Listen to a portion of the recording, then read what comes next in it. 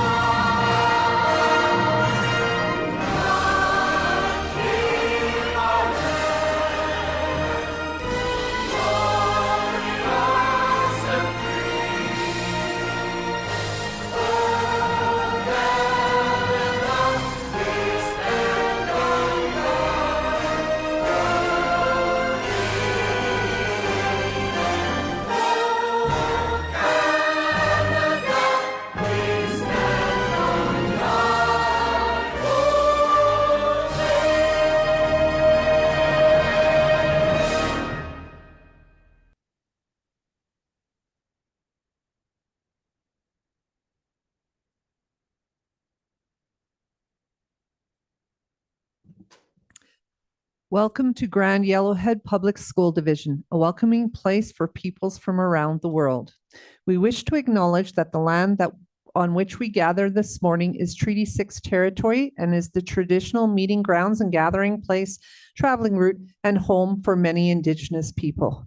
We also acknowledge Treaty 8, Sinowitchi-Winawak Nation and Mountain Métis in the Grand Cache region, where some of our families, schools, and staff are located, and from where you may be joining us for today's meeting located in Edson. Thank you. Good morning, everyone, and welcome to our May Public Board meeting. There have been a number of significant events to recognize this month, including Mental Health Awareness Week and for Alberta Forest Week and Emergency Preparedness Week, May 4th to the 8th. On May 5th, we observed Red Dress Day, the National Day of Awareness for Missing and Murdered Indigenous Women, Girls, and Two-Spirit people.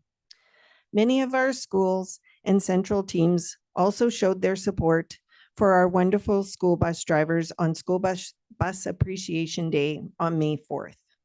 Additionally, on May 23rd, our Transportation Department will host the GYPSD Bus Rodeo, where our talented drivers will compete in various events and obstacle courses.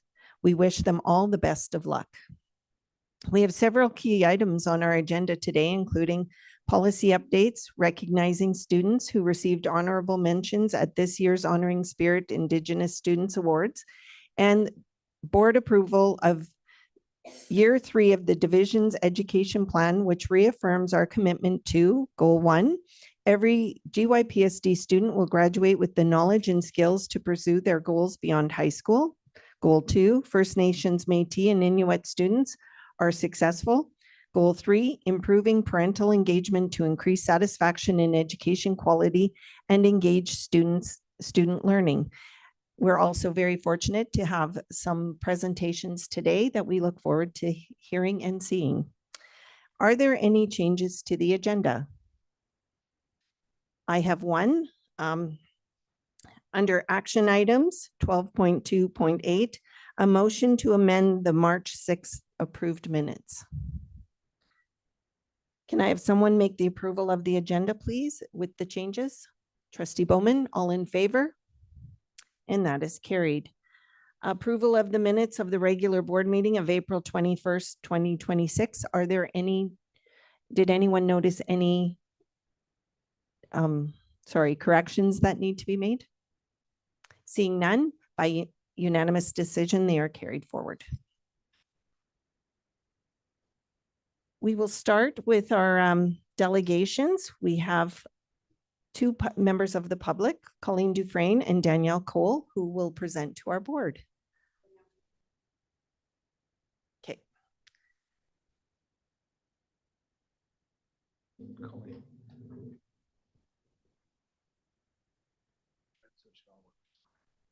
So go ahead. Okay. Good morning. Just state who you are and where you're from. Okay. I actually have that. So my name is Colleen Dufresne, and I graduated from a Grand Yellowhead School, Grand Trunk. I have a degree in commerce, have owned 2 successful businesses in the county, and one of the top business consultants for Business Development Bank of Canada. I tell you all of this by way of introduction so that you will understand that I am not an uneducated person. But trying to understand the necessity and implementation of this new marking system has been an exercise in futility for me. I've also been a member of our school's parent council for almost 10 years, so I am informed on what is happening at the school, as I also volunteer as much as I am able to. I am here today to clarify my ongoing concerns with the school division's new outcome-based grading system for grades 7 to 9. This change has reduced transparency, making it difficult for parents to understand student performance compared to the previous percentage-based system. This new junior high grading system is unclear, has been poorly implemented in my opinion, and most of all has been demotivating for students. For all of these claims, I have examples to demonstrate how this was the case for my family. My underlying point that I've asked GYPSD administration to respond to was, what is the point of a report card? While the assistant superintendent's response when asked this directly was to report on students' achievements in school. I followed up with, who is this information being reported to? She responded, the parents.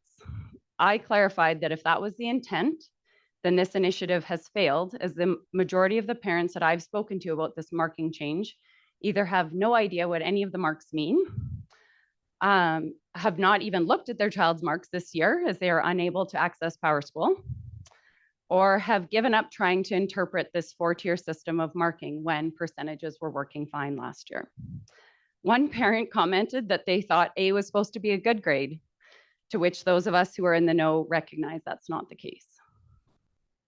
So I've listed out my key concerns, which I have provided to the administration and to Trustee Boblik. Lack of clarity in grades and inability to see exact percentages, progress, or class averages. The outcomes as presented are vague. And I've heard from certain teachers and many parents that they are difficult to apply or understand in all cases. This also leads to questions around class averages. When my son achieved a B on a social studies test, both he and I were extremely concerned until I learned that likely every child in the class achieved a B on this test. Only after reviewing and exempting certain questions was my child's mark moved up to an A, also unacceptable in my child's opinion. Without knowing a proper class average, it was impossible to know whether these low marks were due to my son's inability to retain the information he was taught, or if it was a teacher failure. Number 2, it has been difficult to support my child academically due to unclear performance data. I've sent at least a dozen emails asking for clarification on different aspects of the marking system, so I guarantee I know more than most parents, and yet on Monday I found another confusing mark. There is one outcome which states, students can examine and reflect on opinions and ideas to demonstrate an understanding of a variety of sources. My child received an M first term, an E for the second term, and an A for the third term. So his final mark as of right now is an A. This is listed as his mark regardless of the fact that he apparently mastered this outcome in second term, given that E is defined as demonstrate superior performance and an in-depth understanding of learning outcomes. Now he has an A, which is approaching the learning outcome. So as a parent reading this, what exactly does this mean? The legend in the reporting system, if anybody has seen it, I'm not sure if you have, it shows an E is a 100, M is 84, A is 70, which I'm not sure is even accurate, but I can better understand that he would have an 85% on this outcome for the year to date than receiving an A on his report card, which he will as of right now. I know that the administration's response to this is that teachers can arbitrarily change outcome marks based on performance, to which my common sense brain asks, then how is it reasonable to assess kids on certain outcomes and then change their marks if the teacher chooses to? Number 3, negative impact on student motivation, especially for high achieving students. and an inconsistent understanding and application of the system among teachers. My child has stated to me several times that he was more motivated to get higher marks when he knew what his mark was. That's also a Power Hub thing. Or knew what a great mark on his next assignment would bring his average up to. Not only is Power Hub unavailable the majority of the time, so parents and students cannot track progress, there is also no consistent application of the marks. My son got 23 out of 25 on a science assignment. I know this because he told me, not because it was reported. So that would have been 92%. And he received 2 M's and an E. How is this not 92%, an excellent result? And he still got 2 M's. Then he got 75% on another assignment and got an M. In Knighton, students are rewarded for top marks. This is one that really is hard for me. Students are rewarded for top marks by receiving legacy awards given annually by family members of lost loved ones to honor their memory by rewarding top students in certain courses. This year, the teachers have to count E's and M's in order to determine who the recipients are, instead of knowing the top students by their final grades. The system appears to prioritize administrative preference over parent and student needs. From my perspective, there was a huge lack of parent consultation, feedback mechanisms, and cost-benefit transparency. I'm a financial person, it all comes down to cost sometimes. I asked multiple times by email for an approximation of how much this transition to outcome-based marking costs the division, and not one person ever gave me an answer. I suspect it's because budget was not considered in this administration pushed initiative, but I cannot imagine the financial impact on the division of the additional training for teachers, the time and cost to shift all assignments and exams to show outcomes, which most are not set up yet. And most of all, the huge failed revamping of the Power Hub app, which still isn't working consistently. Has anyone on the board gone through and seen how many clicks it takes to get your child's marks, assuming the system is running that day? The previous app on your phone provided the information almost instantly. I welcome all of you to try Power Hub and then go fill out the survey yourselves. At the Parent Information Night, a speaker called this a ready, fire, aim exercise, which did not give anyone confidence in the division's decision-making process or ability to properly implement the fulfillment of its objectives. Number 5, setting teachers up for failure to meet the administrative commitment to parents of meeting expectation grades on all outcomes for students. In the Parent Information Night online session, I asked the question in the chat and was told that if a kid gets a B or an A on an outcome, the teacher will know that these students need more support on these learning objectives and that the teachers will be reteaching missed concepts to get their marks up to an M standard by the end of the year. I even reiterated that I believed it would be difficult with missing 3 weeks of school from the strike, and the superintendent assured parents this would happen. The assistant superintendent confirmed in our parent council meeting in January that additional measurements on outcomes could be performed by teachers at lunch and after school.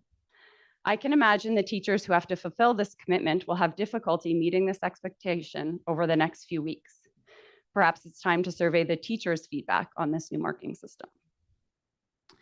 Number 6, communication from administration has been inadequate and parent feedback is not being meaningfully considered. After the last board meeting, which I watched, when our trustee asked the administration to confirm when the parent survey on the marking system was coming out, as was promised by the assistant superintendent in our meeting, she was told by administration that the survey would only be on the Power Hub app and not on the marking system. I then wrote another email because I was concerned that the administration did not care about parent feedback. I was grateful to see that the marking system, thank you, was now included in the parent survey that went out last week. I would ask that these results be made public in a further email to parents before the end of the year and that any meaningful parent feedback be finally considered. Again, it's too late for my child as he's finishing grade 9, but hopefully will help other parents who are struggling through junior high. Number 7, concern about how grades translate to high school placement and standardized tests. So I contacted a tutoring company for my son's math, even though he finished last year with an 84%. I feel I have no true understanding of how he's doing this year to date, so I wanted to get him prepped for grade 10. The tutoring company asked what his math mark was right now in math. I said mostly M's, which felt as ridiculous to say as it was received, given that the company who uses Alberta curriculum as a guide for tutoring session had no idea what M meant. I did not have to worry about high school placement given my son's academic standing, but I cannot imagine if my child received a huge variety of B's, A's, and M's, how you would ever feel comfortable knowing which level of course to place your child into for grade 10. Grand Yellowhead administration says to leave it to the teachers to decide, but isn't this just one more way to push parents out of the decision-making process for our children? Number 8, concerns presented to the GYPSD administration from parents are either not addressed or they are being told that all concerns should be addressed at the teacher and school level. In certain instances, the teachers and administration at the school level do not know the answer to parents' questions. And this was evident at both Parkland and Knighton schools when I asked about PAT impacts and I received different answers. My last email to GYPSD administration was on how PAT results could impact children's marks. The superintendent stated that the PATs were a standalone provincial measure and does not affect or change the final school awarded grades. In accordance with our K-9 outcome-based reporting framework, PAT results are reported as a separate provincial metric. Fine. My thoughts were, if PAT results are given as a percentage, then why are parents being told that outcome-based reporting is the new standard, as that is clearly not the case across the province as we had been told. My last comment is the most important one. I do not believe the administration took enough consideration on the impact of these changes on our students. Kids want to know how they are doing in school, and for many, it contributes to their feelings of self-worth and confidence in their abilities. When a parent cannot reward their child for the small wins of moving from a 60% to a 65%, which was an example given by one parent council member, the impacts are felt by the child. I also use this example in my many conversations with concerned parents. I am not the only one. We picked up a Parkland grade 9 student to bring him to hockey this winter, and I could hear the boys chatting in the back seat. 14-year-old boys, they should be talking about hockey, and girls. But the Parkland student turned to my son and said, "How messed up is this new marking system?" Throughout this whole discussion, all I wanted to do was make GYPSD administration listen to parents and students' concerns about the consequences of their top-down decision-making on the people it most directly impacts. How many parents have given up trying to understand how their children are doing in school due to these marking changes? How many children are demotivated as they do not see the improvement, however big or small, in the work they are producing? Having 4 marks is not enough. How will schools determine which students qualify for honor roll achievement or first-class standing? One comment I made by email to GYPSD administration was, "Good job, GYPSD, you are making every child average." Complicating the marking system is taking away some students' motivation to do better as they cannot see the reward for the extra work to complete, for their extra effort to complete work to the best of their ability. This will not produce stronger students in our division, which should be everyone's shared goal, in my opinion. Thank you, Melody, for the opportunity to speak today. I hope this will encourage other parents to speak up with their concerns as well. As I noted, Danielle Cole wasn't able to come today, so but she did send me something which hopefully I can read on her behalf. So she has children in Pine Grove, a daughter in grade 6 and a boy in grade 8. She had sent a message on the school portal and had never received a response on her concerns. And I think she said it was 2 months ago. She said, "I do not agree with Grand Yellowhead School Division's K-9 grading system, as I feel it does not clearly show students what they can aim or strive for academically compared to a percentage-based grading system. Percentages provide clear expectations and make it easier for both students and parents to understand overall performance and progress. I also find it difficult to encourage my children to complete older missing assignments from earlier in the school year when they are still expected to meet grade level outcomes regardless. It can send a confusing message about accountability, expectations, and the overall importance of completing assigned work." Thank you.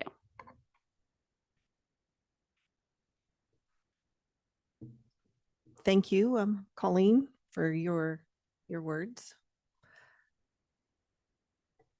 Is there anybody have a question for clarity, or are we good? Very clear. Okay, thank you very much. We will move on to our spotlight on students. Sorry, online. Trustee Bird has a question. Okay, sorry. Go ahead, Trustee Bird. Can you hear me? Yes. Okay. Thank you, Colleen, for your presentation. We heard you, and we will work with operations. I have not. Both my daughters are have graduated, and they're both teachers. And one's a very high-end math science teacher, doing the Math 30-1, and I am going to actually talk to her about this, but I won't cite you. But this was a very thorough, comprehensive presentation, and you took a lot of time to do it. And I think we all heard your concern, and we're going to work really closely to get back to you. I really want to go and sit in the schools, and I'm pretty sure Shirley will come with me too, and we'll try to figure out that portal too and see if there's a better way to demystify it. But I just want to say thank you. And if you have any other questions, please reach out. Thank you. Thank you, Trustee Bird. Thank you, Colleen, again. We'll turn to our spotlight on students. Superintendent Scobie, if you'd like to introduce who we have here with us today. Well, I think I'll bring up our administration from so principal and vice principal from Parkland School to come and do the introductions. Be lovely. Come on up.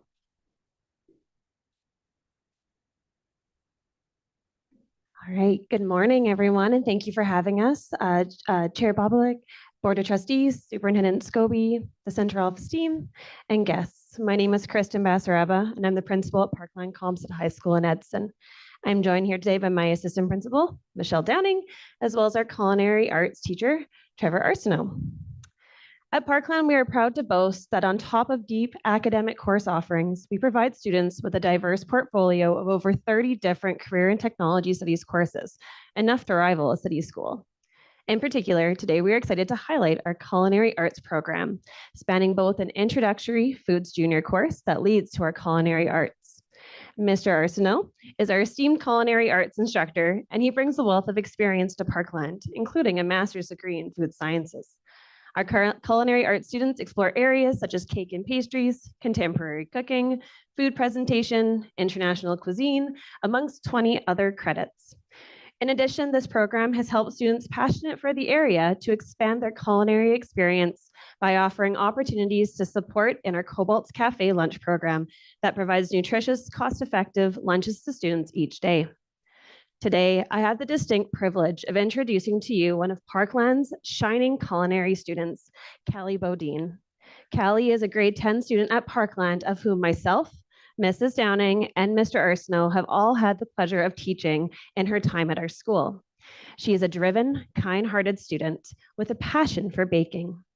Over the past few months, and many samples delivered later, Callie has taken a leap and used her culinary knowledge developed at school to create her own baking business, K Cooks Baking, with sellouts at our local farmers market.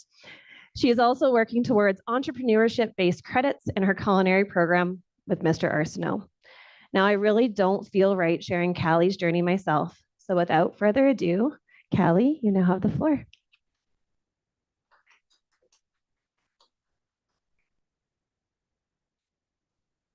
Hi, my name is Callie. I'm a 15-year-old student at Parkland Composite High School who loves spending my free time in the kitchen baking and trying new recipes. With the encouragement from my mom, I was able to start my own business, K Cooks Baking. From almost nothing, just a passion for baking and a few dollars to get started, culinary arts has helped shape who I am today. It has given me confidence, taught me important life skills, and allowed me to turn something I love into something meaningful for my future. I've always had a passion for baking, so when I entered grade 10 and I discovered I could take culinary arts, I was very excited to have the opportunity to learn and grow while doing something I truly enjoy. This program helped me step outside my comfort zone and build confidence in myself and my abilities. Culinary arts has impacted me in more ways than I ever expected and has become more than just an option class. It is something that helps me manage stress, express creativity, and stay motivated. Baking is one of my favorite hobbies, and I'm very grateful that my school provides students with the opportunities like this. Through this class, I have gained valuable kitchen skills, learned responsibility and time management, and discovered how much passion I have for baking. I also did not realize how much this course would positively affect me outside my school and my other classes. With encouragement and support from my principals, teachers, and my mom, I decided to take my passion further and start my own baking business. Culinary taught me much more than just to follow recipes or bake different foods. Through this class, I learned important life skills, and I will continue to use both inside and outside of school. One of my biggest things I learned was time management. In the kitchen, you have to stay organized, plan ahead, and make sure everything is completed on time. I have also learned how important teamwork and communication is, especially when working with others in a fast-paced environment. This course helped me become more responsible and independent. I learned proper food safety, kitchen sanitation, and how to work carefully and professionally in the kitchen. Culinary also taught me how to stay calm and focused while under pressure. Even when things do not go exactly as planned, mistakes can happen, but I learned how to problem solve, adapt, and keep improving instead of giving up.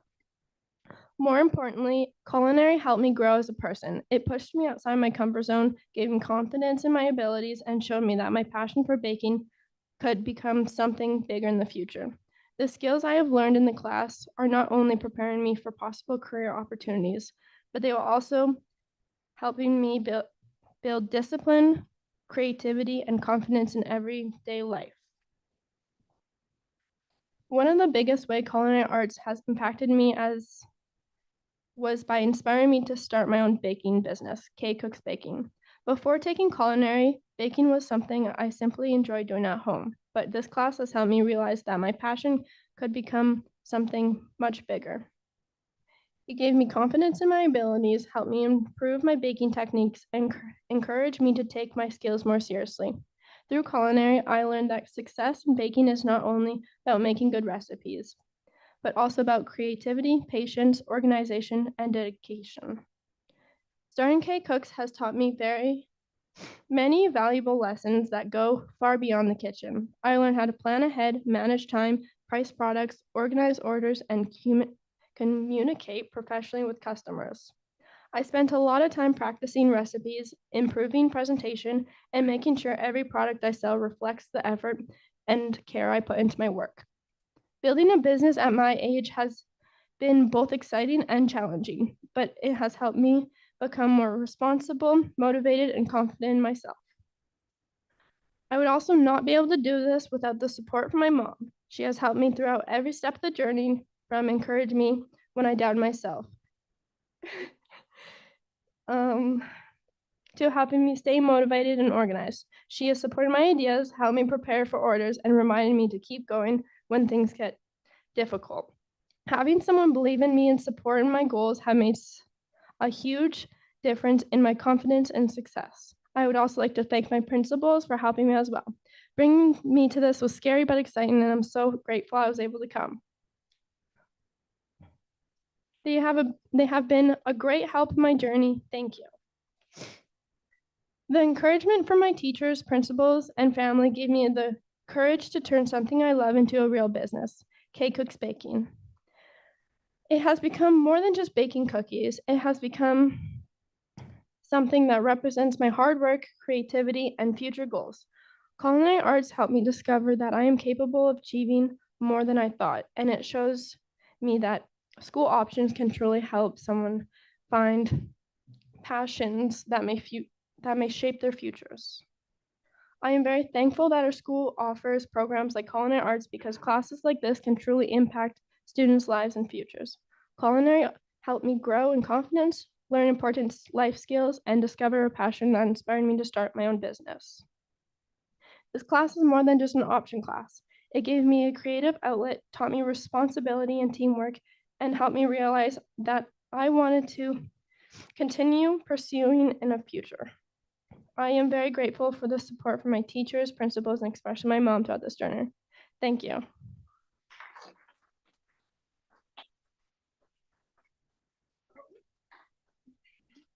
There's also cookies over there if you guys want one. Callie, please don't sit down yet. Does anyone have any comments or questions for Callie? Trustee Bowman? As somebody who taught you when you were in elementary school, I just have to tell you how proud I am of you. That's just amazing that you've started your own business, you found this passion. Wonderful. Thank you. Anyone else? Trustee Robinson? I never taught you in elementary school, but I'm very proud of you too. Thank you. Oh, Superintendent Scobie? One of the things we think about when we think about graduating students, our worry is that they don't have the resiliency to continue on when things are tough. And we worry that we don't have maybe the skills to teach our students how to be resilient.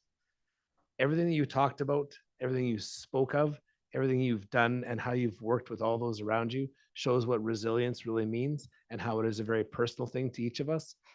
And it was great to hear how you've talked about your story, all the people it takes to make it happen. I know you have a lot going on now and into the future. And that makes me proud to know that our school system is helping to build resiliency in our students. Thank you for your presentation today. Thank you. I just want to say, if you don't mind, you're not off the hook yet. So what made you go with K Cooks instead of K Bakes or K? Well, my mom has always told me you should start a baking business. You love baking, Kay cooks baking, Callie cooks. So one day, yeah, because it's giant cookies.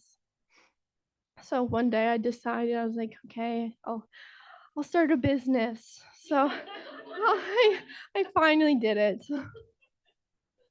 Well, congratulations. That makes sense if it's big cookies, right? Yeah. And thank you so much for your presentation. And you are such an inspiration to students across our division. Trustee. Thank Caputo. you. If I have my question is, you go to farmers markets. Where else do you go to? Right now I'm just doing farmers markets because I still have school and it's kind of hard. I mean, sometimes I do, I have a Facebook page, and if somebody wants to put orders in, they can message me. But most of the time, it's just farmers markets. Trustee Bird. Thank you so much for that presentation, dear. It was so wonderful. Would you ever think of going on the road to the other high schools in the division? I'm not quite sure. They would love you, and boy, that would be a wonderful thing for you to consider. Yeah, Thank you. I'll think about it. Thank you. We're going to take just a 5 or 10 minute recess, and we're going to get our pictures with you and our cookies. Yes. Thank you.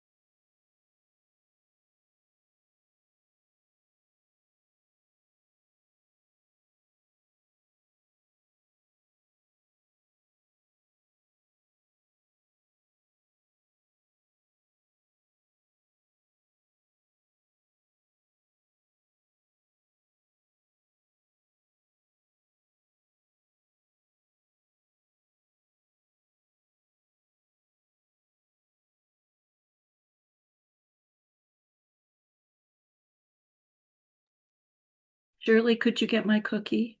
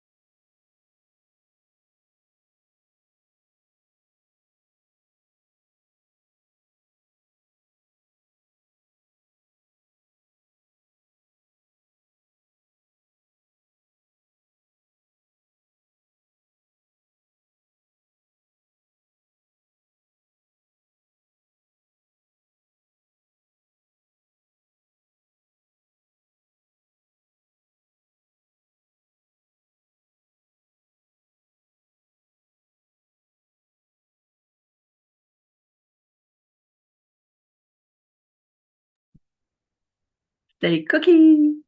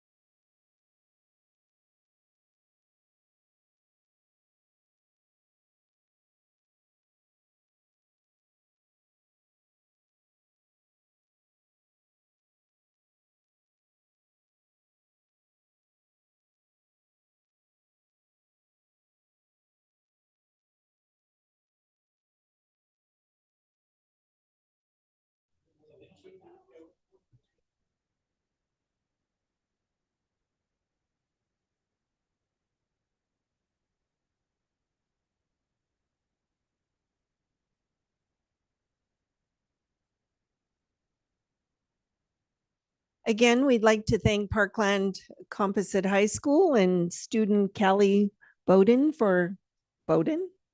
Bodine, my apologies, for the presentation and for the lovely, lovely cookies. Thank you very much.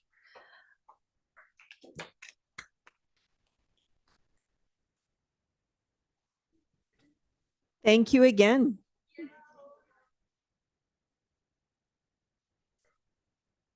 We always love our spotlight on students. There's nothing better. That's why we're here. Yeah, so we'll move on. Board chair report, correspondence and information. I have none. So we can move into trustee reflections if anyone has one that they would like to. Trustee Bowman. I want to do a shout out to the FSL's best coaches and wellness navigators in our division. They work hard every day advocating for the kiddos and their families in our schools, as well as helping them navigate the angst of growing up and learning how to socialize and deal with big feelings. I spoke with one FSL in the Edson Fulham zone recently, and she told me about the program Flowers and Thistles, which helps kids with learning about developing their identity garden. If you pull the thistles out of your heart and your thinking, you have more room for flowers and kindness. She said it has been very successful with a group of kiddos who were struggling with being kind. So this is just a shout out to and a thank you to all our mental health workers in our division for all that you are doing. Thank you. Anyone else? Oh, trustee Acorn. I just wanted to say some of the exciting things that we've been up to. We've had an exciting month. We've gotten to go into the schools. We attended Parklands Career Fair and open house. This was a huge success. The students were interacting with the guests and getting a feel for career opportunities that are available to them. We were also represented there with some people from division office, showcasing the career opportunities within Grand Yellowhead. So that was really great. And then we got to go to Pine Grove's track or field day. It was a beautiful day, and Mr. Ripkins was trying his best to beat the students, and good luck to him for that. But and then we headed to West Haven for their literacy lunch that same day. So that was great. The best part of being a trustee is being back in those classes and sharing our love for reading and books. So we appreciate all the invites from the schools. So thank you to our schools for doing that for us. Thank you. Trustee Caputo. Thank you. I was able to participate. Harry Collins, they had hot dogs last week, and it went over well. We served 500 hot dogs and everything went well. But the item that I want to say is a colleague of mine, we went and we presented to the grade 3 class at Eco Mountain View School about the food bank, because those students, they were studying about community, and they decided that they heard about that people are hungry and what could they do. So those students, along with students at Eco Mountain View School, they collected 190 boxes of cereal, which was taken to the food bank. Also, that we were able to share with the students, and it was a good learning opportunity for them, is that we were able to share the numbers that were from last year to this year. So the children determined that in every category that we spoke about adults, we spoke about children and households, that every number was had gone up. They've also expressed a desire that once they get older, they would like to volunteer in the local food bank. So thank you. Trustee Bird. Hi, everybody. I just have to bring up my notes here. Yeah, lots of wonderful things going on. And a few of us, I'm sick today, so that's why I'm here. A few of us were at the College of Alberta School Superintendents First Nation, Métis, and Inuit gathering at the River Cree last month. It was Jackie, Melody, Shirley from the school board, and Jessie Schmiel from Mountain View School, and Rayanne Miller at school and at the division level. We were really impressed with the session on school divisions whose diploma exam and provincial achievement tests were high for Indigenous children. Cold Lake had great results, and of course down in southern Alberta, Medicine area, plus of course the Siksika Blackfoot Nation, southern Alberta, were very high as well. The big takeaway for me was how do we as a country and province emulate these results? Emulate, of course, means match or surpass these statistics, usually by imitation. These folks are getting it right. How do we as a nation do this? We kind of need to understand more of the history and not just self-soothe as settlers by understanding the atrocity of the residential school situation. I'm really excited to be part of the to our division, sorry, public schools, because we're really getting this, and we're understanding the calls, the national calls to action better than other school divisions, and we're really engaging to understand and do all the right things. And big shout out to Rayanne and Kurt for this. We demand it as educators and school boards, and we are working together. And I was just absolutely thrilled with this conference or workshop, or guess it was a gathering, but I learned so much, and that was my big takeaway. Thank you. Thank you. Trustee Robinson? Thank you. Yes, I had the opportunity to perch in a lobby and ambush parents on the way to parent-teacher interviews at Jasper High School, which generated a few interactions. I also enjoyed taking part in École Jasper Elementary's Parent Council meeting and learned about plans for fundraising for a new playground. And also all parents plan to recognize and pamper staff during Teacher Appreciation Week. I volunteered to help spell off staff so they can enjoy the pampering. I was also impressed with learning that the recommendation to view pack-sack full of cash was taken up by a few parents. And we had a brief discussion on the implications of private and charter schools on public education. And recently taking part in strategic planning activities was interesting. And I look forward to continuing participation in this regard, as well as the spring meetings of the Alberta School Board Association and the Public School Board Association of Alberta, which should further inform progress in this area. So, thank you. Thank you. I'm just going to do my quick reflection.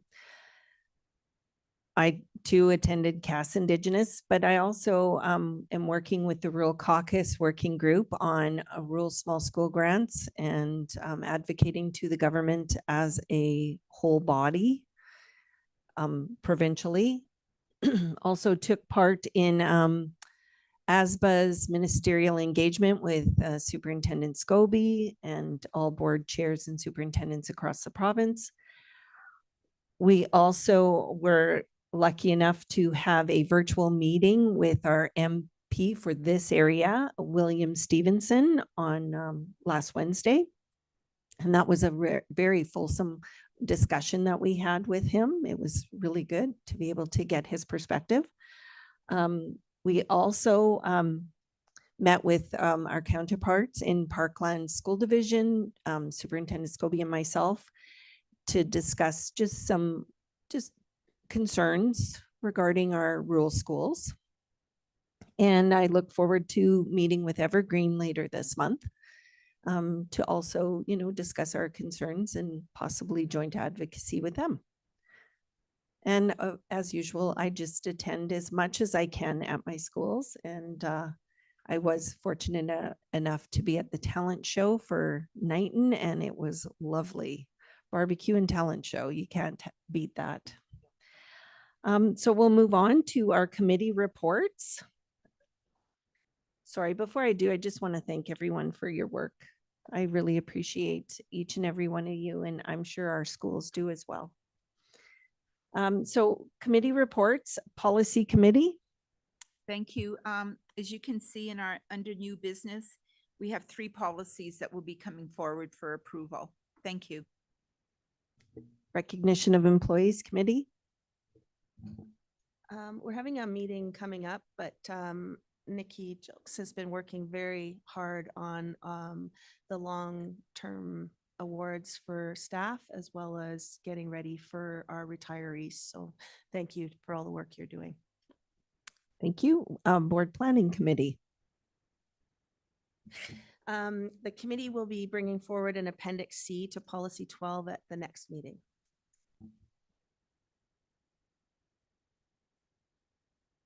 Oh, sure. We are get my thoughts together. The evaluation of the superintendent is ongoing right now. Interviews are happening for the 360. That will wrap up at the end of the month, and then a report will be given to the board and to Superintendent Scobie. And then we are also working on our own evaluation as well for the board. So Thank you. Negotiations Committee, there's nothing to report. Finance Committee. Finance Committee met yesterday, but there's nothing to bring forward to the board at this time. Thank you. Health and Wellness Committee.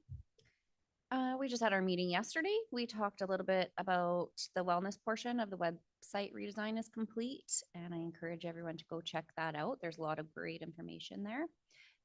We were looking at trying to create a culture in the division, trying to make sure that we are disconnecting that 6 to 6 kind of disconnect.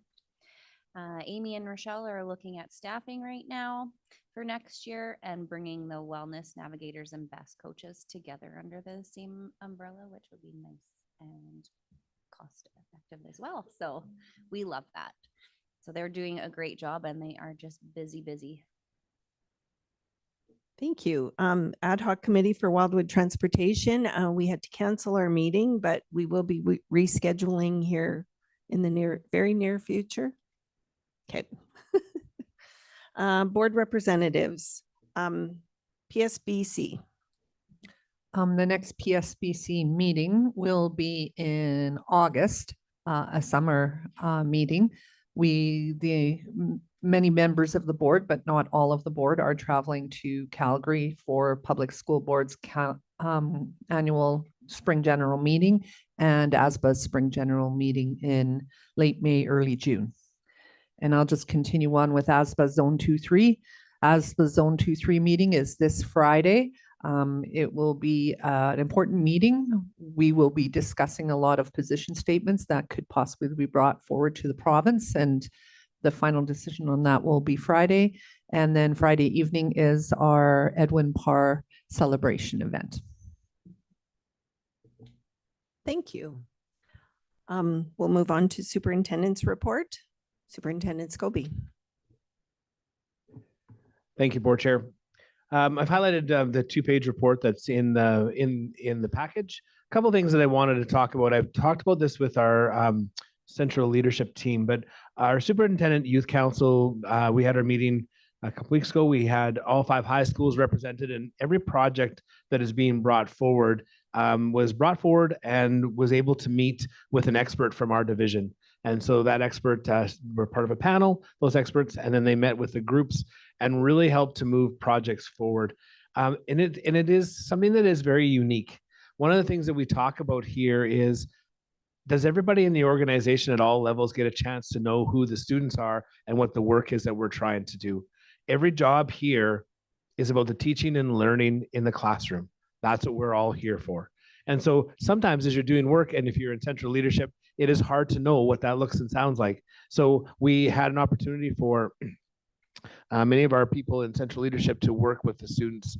And it was really a positive day. It was positive for the students because their projects move forward, but it was positive for our leaders because they get to see the actual connections that they have in the schools and that the work they do every day makes a huge difference. So those things are really positive. And it is something that doesn't always happen. And I had feedback from each and every person that spoke that day, talking about how wonderful it was to have the opportunity to work with kids on things that are moving their learning forward. So it was one of the best days in the last little while that we had as a group, because really so many had so much to say about student learning. You can see just from my writing that we've done quite a few school visits over the last little while. A couple of pictures that were there in order to go back to schools. Apparently there will be some kind of video that will involve me. We didn't crash. Is it on there? I hadn't seen it yet. The funniest thing is when you work with somebody, a student, and you're saying like, I think I'm going to run into the table with the microwave on the chair that you're pushing me. And she says, no, it'll be fine. And I'm like, do you know what it's like to drift? And we just about went into the table with the microwave. So it was great. We had a nice visit with them, and doing the videos are lots of fun, and Parkland has been really engaging. So between that and the book studies that came out and just the chance to visit schools have been fantastic. So that part was awesome. And we talked a lot about the idea of the board's commitment to governance and the work that we're doing. You know, I think that the idea of the board joining the trauma events and systems training was really powerful to see all the work and the leaders that were there, what goes on, and the idea about how do we lower the anxiety of a system and how do we make things better. So that part was really great to include trustees as part of our work. And the other one was just this idea that we are, the second idea would be working through the ministerial engagement that board chair and I went to. And then finally, just some ideas about that rural education and building strong, meaningful relationships and ensuring bright futures for every student as they graduate from our division are the beginnings of the strategic plan that the board is working through, and how strongly that goes back to every student in our division. So wanted to bring those to some of our report. And if you have any questions, I'm happy to answer. Trustee Caputo. Thank you, and thank you for your detailed report. Superintendent Scobie, you say in here about the Superintendent Youth Council, and you say as these projects flow into next year, the students will connect. My question is, is the same group of students, are they going to be, or is it a new cohort that's going to be stepping forward? So in essence, the cohort should have some continuity. There are current grade 12s that are here that are helping to pave the way for other students in their schools to continue the work. Jasper High School was a good example, where most of them were in the grade 12, and Leanne Cross, our teacher advisor, brought new students in that can continue that project going forward. So there will be some that will graduate, but there is a very strong connection that will continue on to the end of next year. And I think, as I'd written in here, the idea is for them to not only to be able to work with us, but to be able to present to the board and talk to the board about how that is. And one of the ideas we had was, could the board come to one of our superintendent youth council days and interact with the students on the projects they have, so they could see the benefit of doing that. We do not have one more meeting this year, because just with the way diplomas are, but our hope is early in the next year, and that may be a day where, or hopefully a day where the board can come and do much like we did this time, to join and be a part of the youth council for the day. Thank you. Anyone else have any questions, comments? I just have one. On your school visit to Grand Trunk, you have in here to work with the RCMP. Can you just elaborate on what that was?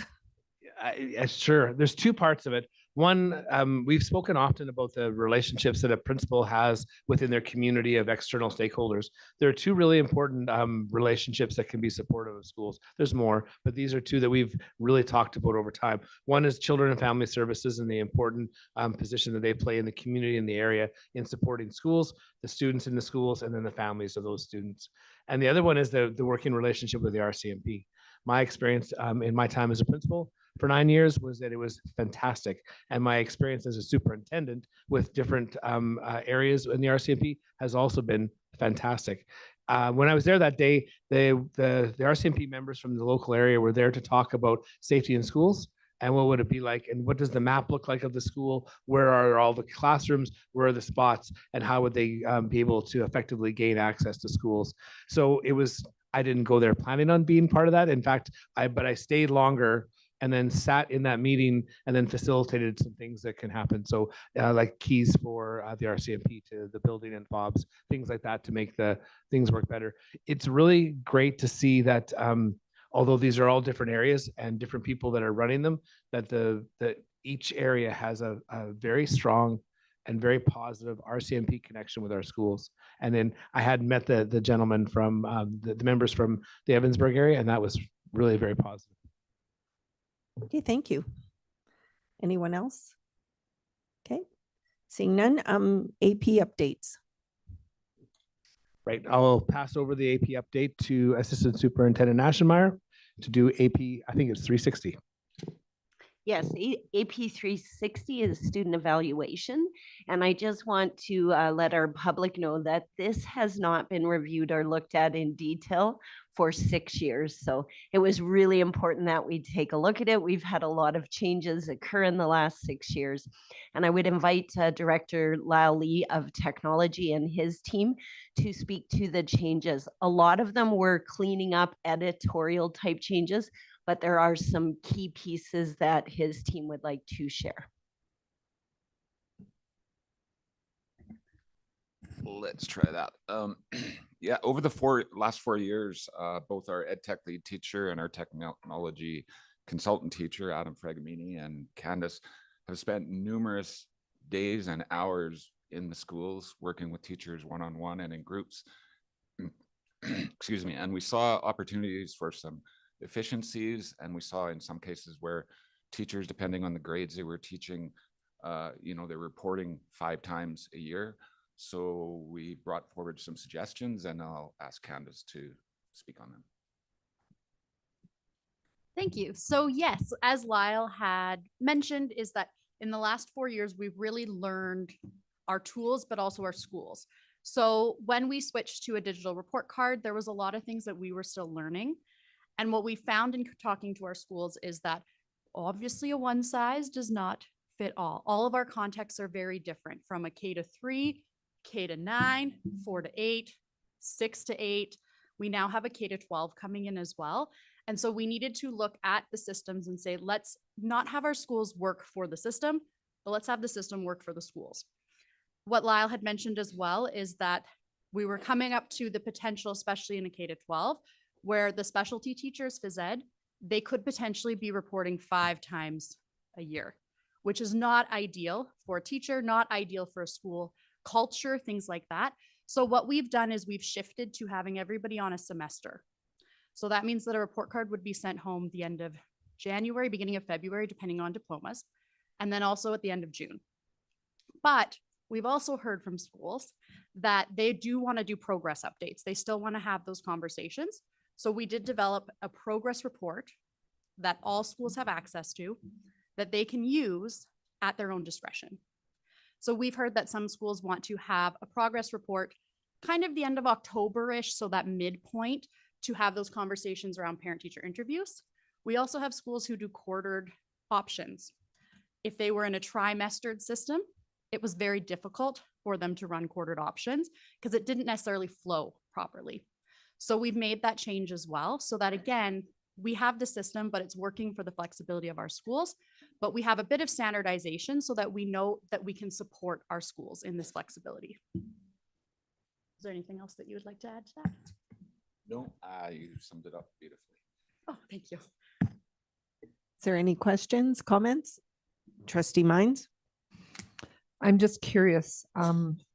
I think it's 5.3.2 that all teachers are expected to update and publish a minimum of 1 assignment per course per month. Is this all the grades?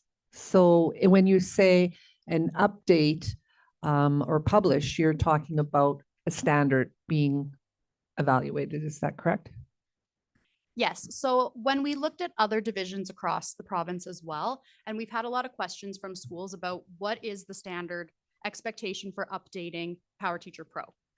We know that what a kindergarten accomplishes is very different than what a high school accomplishes.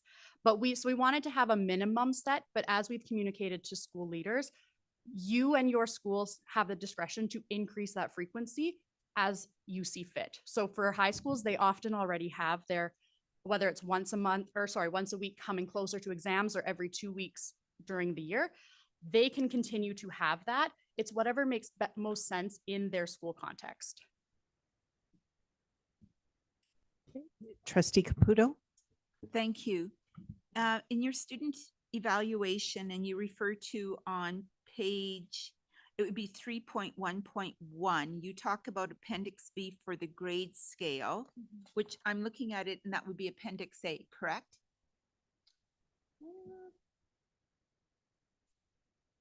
I think that you are correct, but I would just have to double Okay. check. So my question is the parent that spoke this morning.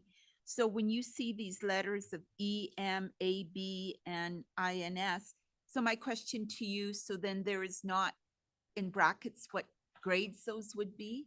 It's for K-9. Okay, but the high school, they're based on percentage, High right? schools are still based on percentage, and we do have that in the AP itself to make that clarification that 10, 11, and 12s will continue with the traditional percentage base, so that we can very kind of clearly say that 10, 11, 12 is the percentage. K to 9 is that outcome based using that grade scale. Okay, thank you. Yeah.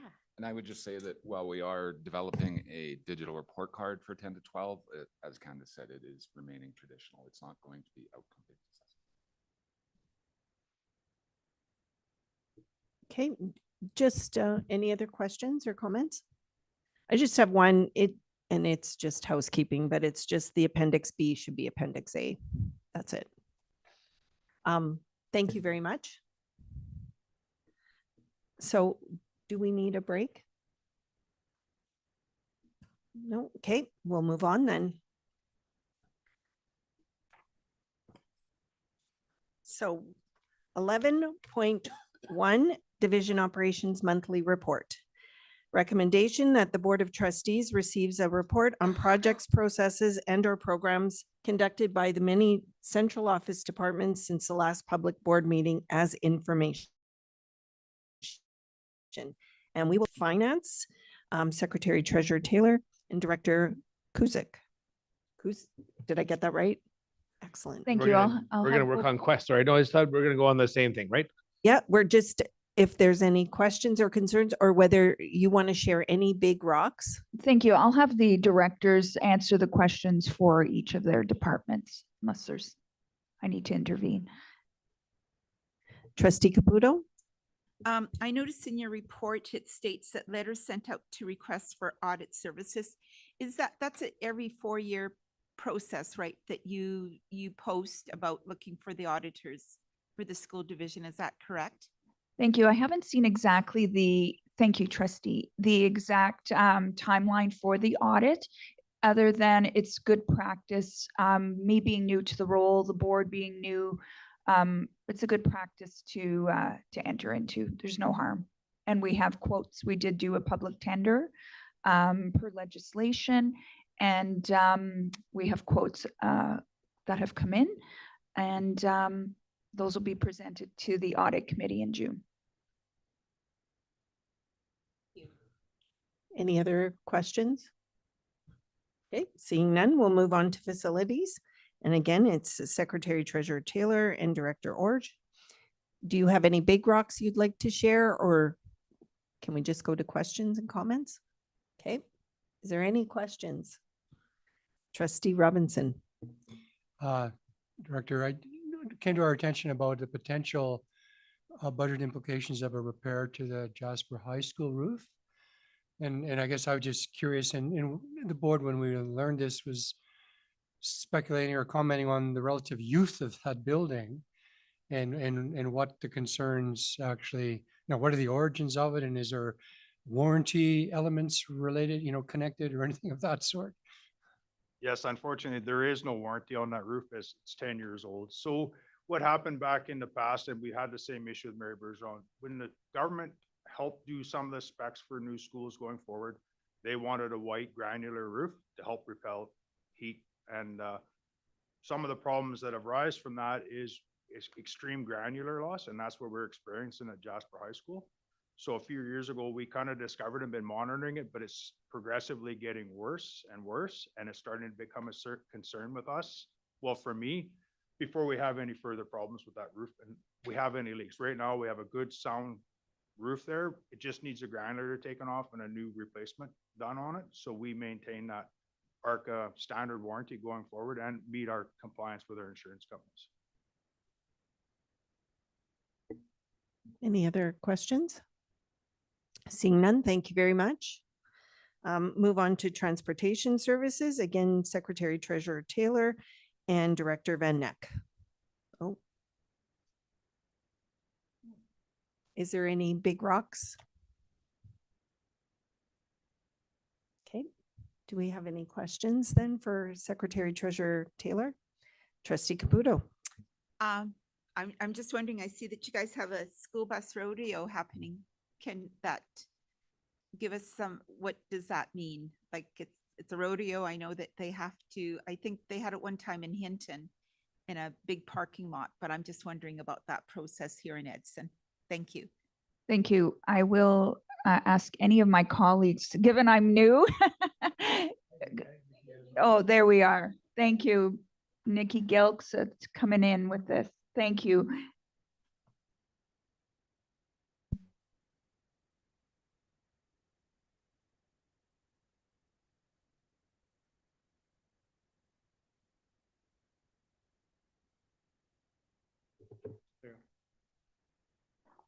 Good morning.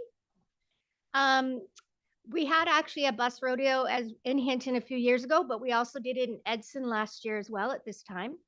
And we had about 8 drivers participate, and we have ESC staff that also work the day, and they also do judging, etc. For example, myself and Miss Brooke were there last year as well. It's a great day. They have a lot of different obstacle courses. They have to back up going through things, and it is really a fun day.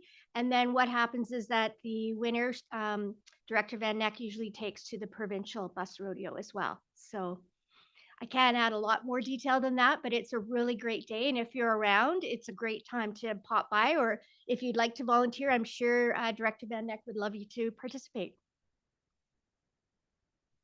Thank you. Any other? Trustee Mines? It's probably not feasible, and I know there's Edson and Hinton, but the Lobstick has a lot of bus drivers. Do you get drivers from everywhere? Could it be possibly held in the Lobstick region one time as well? I don't know how big an area you need. I'm just curious. Yeah, that's something that would be directed to Director Van Neck. I know the one that we did in the past was many, many years ago, and we did it in the Hinton Parks West Mall parking lot. And what they do here is, of course, I think why they like to do it actually at our office is because they have all the obstacles and everything here. And they actually have other drivers that actually do the judging as well. Like, it's not just drivers from Edson, it's the whole division that comes here. Trustee Acorn? What was the date of that? It's this Saturday. Thank you. Thank you. Any other questions? Seeing none, thank you very much. We'll move on to Learning Services, Assistant Superintendent Aschenmeyer and Lead Teacher Consultant. Okay, Rayanne Miller. Sorry, do you have any big rocks you'd like to share? Oh, dead battery. Okay. Any questions or comments? Trustee Caputo. Like I'm asking them all today, sorry. You say about assurance data and you say soft measures. Can you tell us what soft measures are?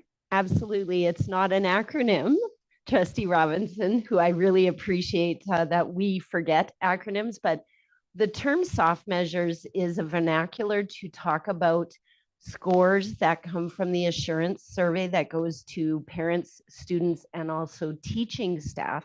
Soft measures are the measures like welcoming, caring, respectful learning environments. Those ones are the one, everything outside of the quantitative hard measures, which are achievement test and diploma test results. So we get the soft measures early in the spring. They're not posted yet. I would like to share publicly. Still waiting on those from Alberta Education to provide those reports. But we like to pre-look at those measures, and then we will see in the fall the public release of the quantitative PAT and diploma data comes in the fall. Trustee Mines? You probably already answered this, but I was curious if there was any way that I know you used to be able to see online how many people participated. Is the participation, do you know if the participation has increased with the emails and being able to do it online and getting the codes right to the parents?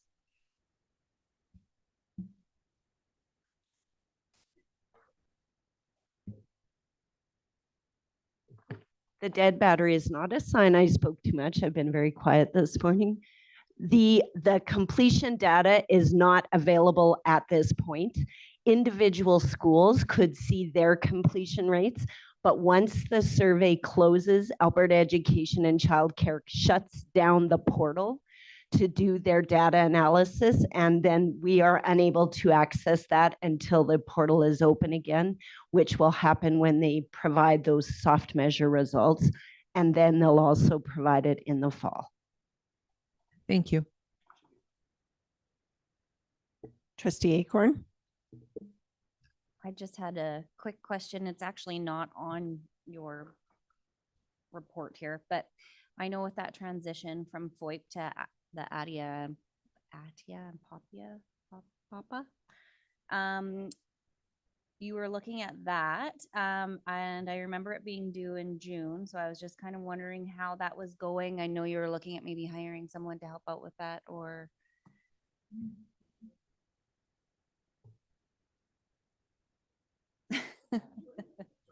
Thank you. We're all involved, which is the, thank you, trustee.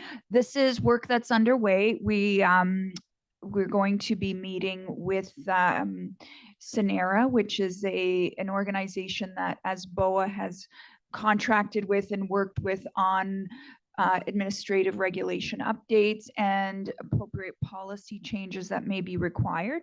And so we're just looking at our next meeting there. The deadline for this program is June 11th. And so we're underway. And yeah, thank you. Any other questions? I have one. Is this our last year using Elk Island numeracy screens?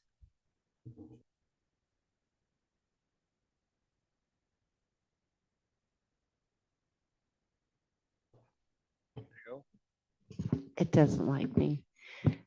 This is not our last year. We still have access to them. And we believe firmly in learning services that the Elk Island numeracy provides very comprehensive data that is useful for our teachers to plan interventions. It's very clear. We also are working and did this year and will continue next year with some numeracy consultants from the consortium. So we do receive a grant from the consortium to use their consultants, and the work we are doing with them will be based upon our school's results of the Elk Island screens, and then they provide the professional development around the areas of need that our students are demonstrating in our schools. So yes, it will continue, Chair Bobolik, and we also provide the norms. So the norms and everything is referenced appropriately in terms of research with Elk Island. So we submit our nameless expunged data to Elk Island, and they take all of the division's results to come up with the norms to determine the rate and the research for where students should be within a grade level. So we provide that directly to Elk Island. They have a team of people who do that work and then provide the norms, and they reference it for school divisions. There is no cost to Grand Yellowhead to utilize their tool. The only cost would be learning services, teacher consultants, myself. We do a little bit of work in preparing the packaging and the data collection tools that Elk Island uses, but that's a part of what we do anyways. And so there is no external cost for us to use that as a screening tool. Thank you. Okay, thank you very much. Moving on to technology, Director Lee and Teacher Consultant Gilks. Sorry, any big rocks or? Yeah, we're open to questions, but first I would like to speak to the status of my Power Hub and the work that is ongoing to improve the stability in the mobile app. Well, the majority of the issues we're experiencing are with the mobile app, and Power School is releasing monthly updates to resolve them. From what in our testing, we've seen that there have been improvements. They've been added biometric authentication to ease the login process, things like that, but there still are stability issues with the mobile app. Some of the updates that they are releasing, again, on a monthly basis and even twice a month sometimes, are reliant on a certain version of a major version upgrade of Power School itself. So in July, we're not going to do that right now with how close we are to diplomas and everything. So in early July, we'll be doing a major version upgrade to Power School to support some of the fixes they've implemented for the mobile app. But I would also like to say that while the mobile app has been problematic, unfortunately, from what we've heard, the desktop app and the web application on a desktop, laptop, iPad, that is working much better. So I just want to reiterate to parents out there that, you know, if the mobile app is giving you problems, you do have an option to use the desktop web application, the web interface, I should say. Thank you. Any questions? Oh, wow, you're getting off easy.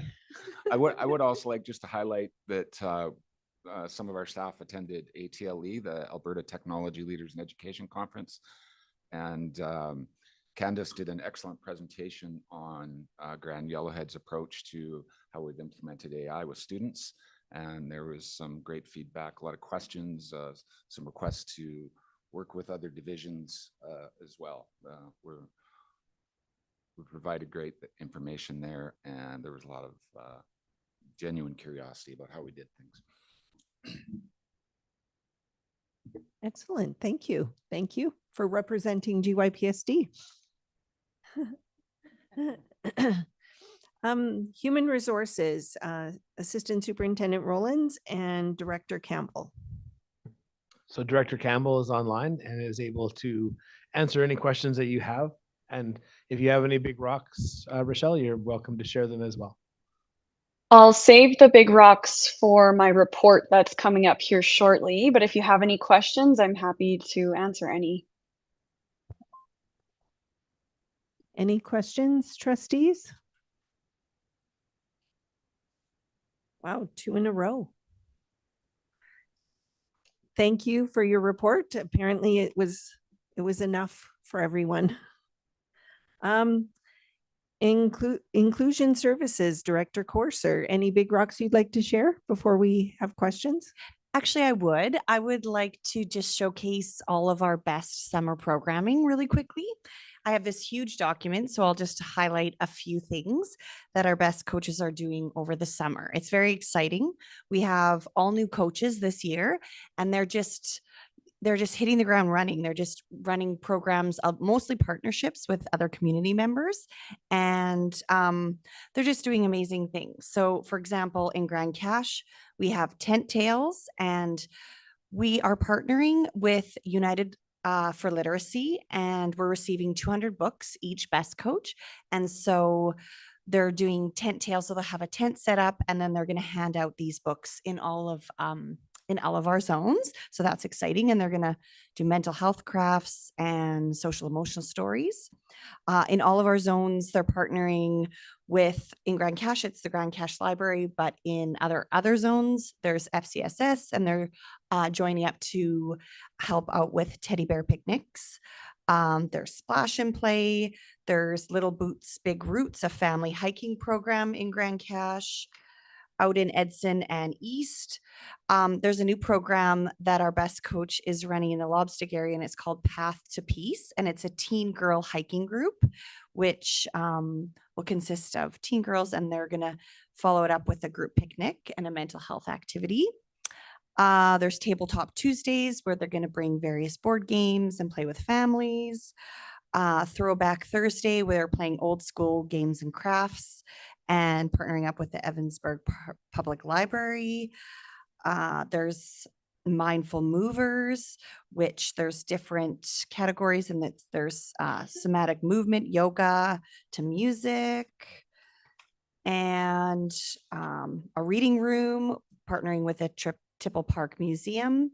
And we also have hired a new best coach in the Hinton area, and she's 0.5. So she's working out her summer programming, but it's excellent to see because MHCB, the Mental Health Capacity Building partnership that is under our best umbrella, they mandate a week of programming now in July and a week of programming in August and 1 week other than that, but our coaches are going way above and beyond. So that's really exciting for our communities. Trustee Caputo. Thank you. In your report, you say PAT and diploma exemption work. Why would a student, can you explain exemption work? Why would they be exempt? Is it? Yeah, for sure. Yes. So sometimes a student has a lot of modifications and a diagnosis, and the learning support teacher and admins don't think that they would be a perfect candidate to write a typical PAT exam. So there's lots of conversations that go on at a school level, and then they write a letter of recommendation, and I review it, and then send all the approvals up to Superintendent Scobie for final approval. And then it goes back to the school. And then we also have to write a letter to upload to PASI for documentation purposes. But if there's any diagnosis, or maybe they're nonverbal, or they don't typically write exams, then we don't want to offer extra stress on the students. So thank you. Trustee Mines. And I'm not sure if this is going to be a your question or an admin question, but I know that we've been working on trauma event systems and VITRA. Are we working towards building community protocols again and getting all the agencies and signing off? Yes, that is correct. Ms. Vertinen and I went to a signing at the start of this year to re-sign all of our protocols, but I've been in contact with Evergreen Catholic and Parkland and all of our things that we're wanting to rewrite our protocols around our VITRA protocols. So yeah, it's in the works for sure. So Grand Cache was never included in any protocols. I believe that the last I knew, we were supposed to be under Grand Prairie area. So would love for people to confirm that, because I think protocols are really important, because it mandates that everybody comes to the table for a VITRA. Absolutely. Yeah. Usually Grand Cache is typically part of Grand Prairie, like it is with our even our junior kindergarten, like it's just the catchment. But yeah, for sure, that's definitely something to look into. I see Trustee Bird has her hand up as well. Okay, Trustee Bird. Seems funny, trustee Bird. Yeah, Amy, thank you for yesterday too. I'm the alternate in that health committee, and I was blown away with you and Delaney yesterday for your excellent meeting. There's so much going on. I think I listed about 60 things, so thank you for that. It was wonderful. The question I have, and I got cut off because we had a thunderstorm for 4 minutes here yesterday, was about the efficacy of your programs at the high school level. I know BEST is wonderful, a huge advocate of it, know lots of BEST people, but the question is, at the high school level, will there be more programs? Like, do we have money for that? For these older kids, because they love them. You go into the room and you see that they need them, and they do require more of them. And just with the rise in violence in schools, these programs do work. But is there any way to do like more of the same, or add another program or two? Thank you. Thank you, Trustee Bird. We're getting very creative at out of the box thinking around the programming. And a lot of times it's been working really well in our high schools to have our family school liaison counselors and our wellness navigators kind of partnering up and delivering some larger group things, some lunch hour group things, some small groups, some boys clubs. So we've started that this year, and we're going to continue those kinds of programs because they've been very effective and they're very well received. So thank you. Any other questions? Okay, thank you very much. We'll move on to communication special projects. Director Gilks, do you have any big rocks you'd like to share with us? Okay, anyone have any questions or comments? Trustee Caputo. Thank you. I see that you had the Edson Touch a Truck, and now you're having the Hinton Touch a Truck. Can you explain what's happening at these events?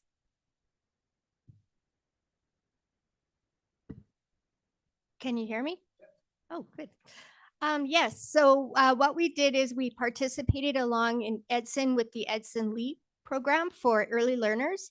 And what they do is they invite different organizations to bring large vehicles like dump trucks, and they had a picker truck, and we had our school bus there, and we gave away free books like we usually do at community engagement events. There was hundreds of kids that were there with their families. We had a lot of young learners come in that had never ridden the bus before. So Director Van Eck was there with me and showed them all about the bus. And of course, we had one of our mechanics dressed up as Buddy the Bear. And he went around to encourage kids to come and talk and look at the bus, honk the horn, and get a free book. We also had Parkland's assistant principal and principal was there as well, giving away free prizes and gifts and just talking about, because it was in the parking lot between Pine Grove and Parkland. And we've been invited to go to the Hinton Touch a Truck as well. So that'll be next weekend, not this weekend. And we'll be doing the same thing there. I think it's on a little bit of a smaller scale, but we're very excited to be invited to participate. Director Van Eck and myself, we love bringing the bus, as well as we have a big bear that's our mascot. And we really think it's important, especially as it's one of our goals for the Grand Yellowhead is, of course, literacy. And that's why we give out books, and they're labeled Grand Yellow from Grand Yellowhead. So. Trustee Mines? This is not a, it seems like every event happens in Hinton or Edson, Edson, Lobstick, Grand Cache, and Jasper, and that's not your fault on this at all. I'm just thinking that at some point, we need to start going out and getting some of our central services going to the other communities and giving books away there as well.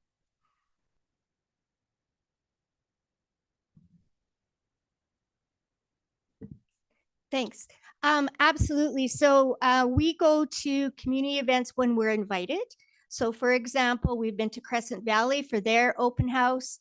Sheldon Coates had invited us last year to go to their kindergarten open house, but unfortunately we had already been booked for that same day. So I send out regular invites to the schools, for example, if they have welcome backs or parent teacher interviews. I mean, our books are pretty much for K to 5 to 6. I know on June 1st, Grand Trunk, for example, is doing another open house for their families. And Christine and I have talked and actually just recently looked at our schedules, and we're hoping to have Principal Zattery have us out there as well, so we can give out books that, because we're very cognizant of that we want to go everywhere. For example, earlier this month, Director Orge and myself, we were in Jasper. We did the Emergency Preparedness Week. We got invited to go to that. And we were there and we gave out quite a number of books and spoke to people there as well. So we do go out to other communities. And I think I did put it down in my notes as well this month. Thank you. That's great to hear. And possibly getting that word out to our principals and our staffs and say, hey, if you hear of an event and you think about it, Grand Yellow would come out, because I don't think they always know and people don't know.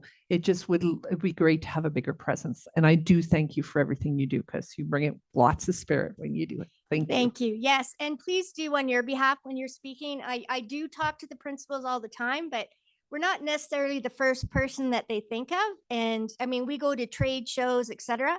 I really would encourage, I know I'm going to speak a little bit maybe out of turn, but when you're at your local community organizations like your Chamber of Commerce, etc., I know, for example, the Edson Chamber of Commerce does a huge trade show, for example, in the Edson community.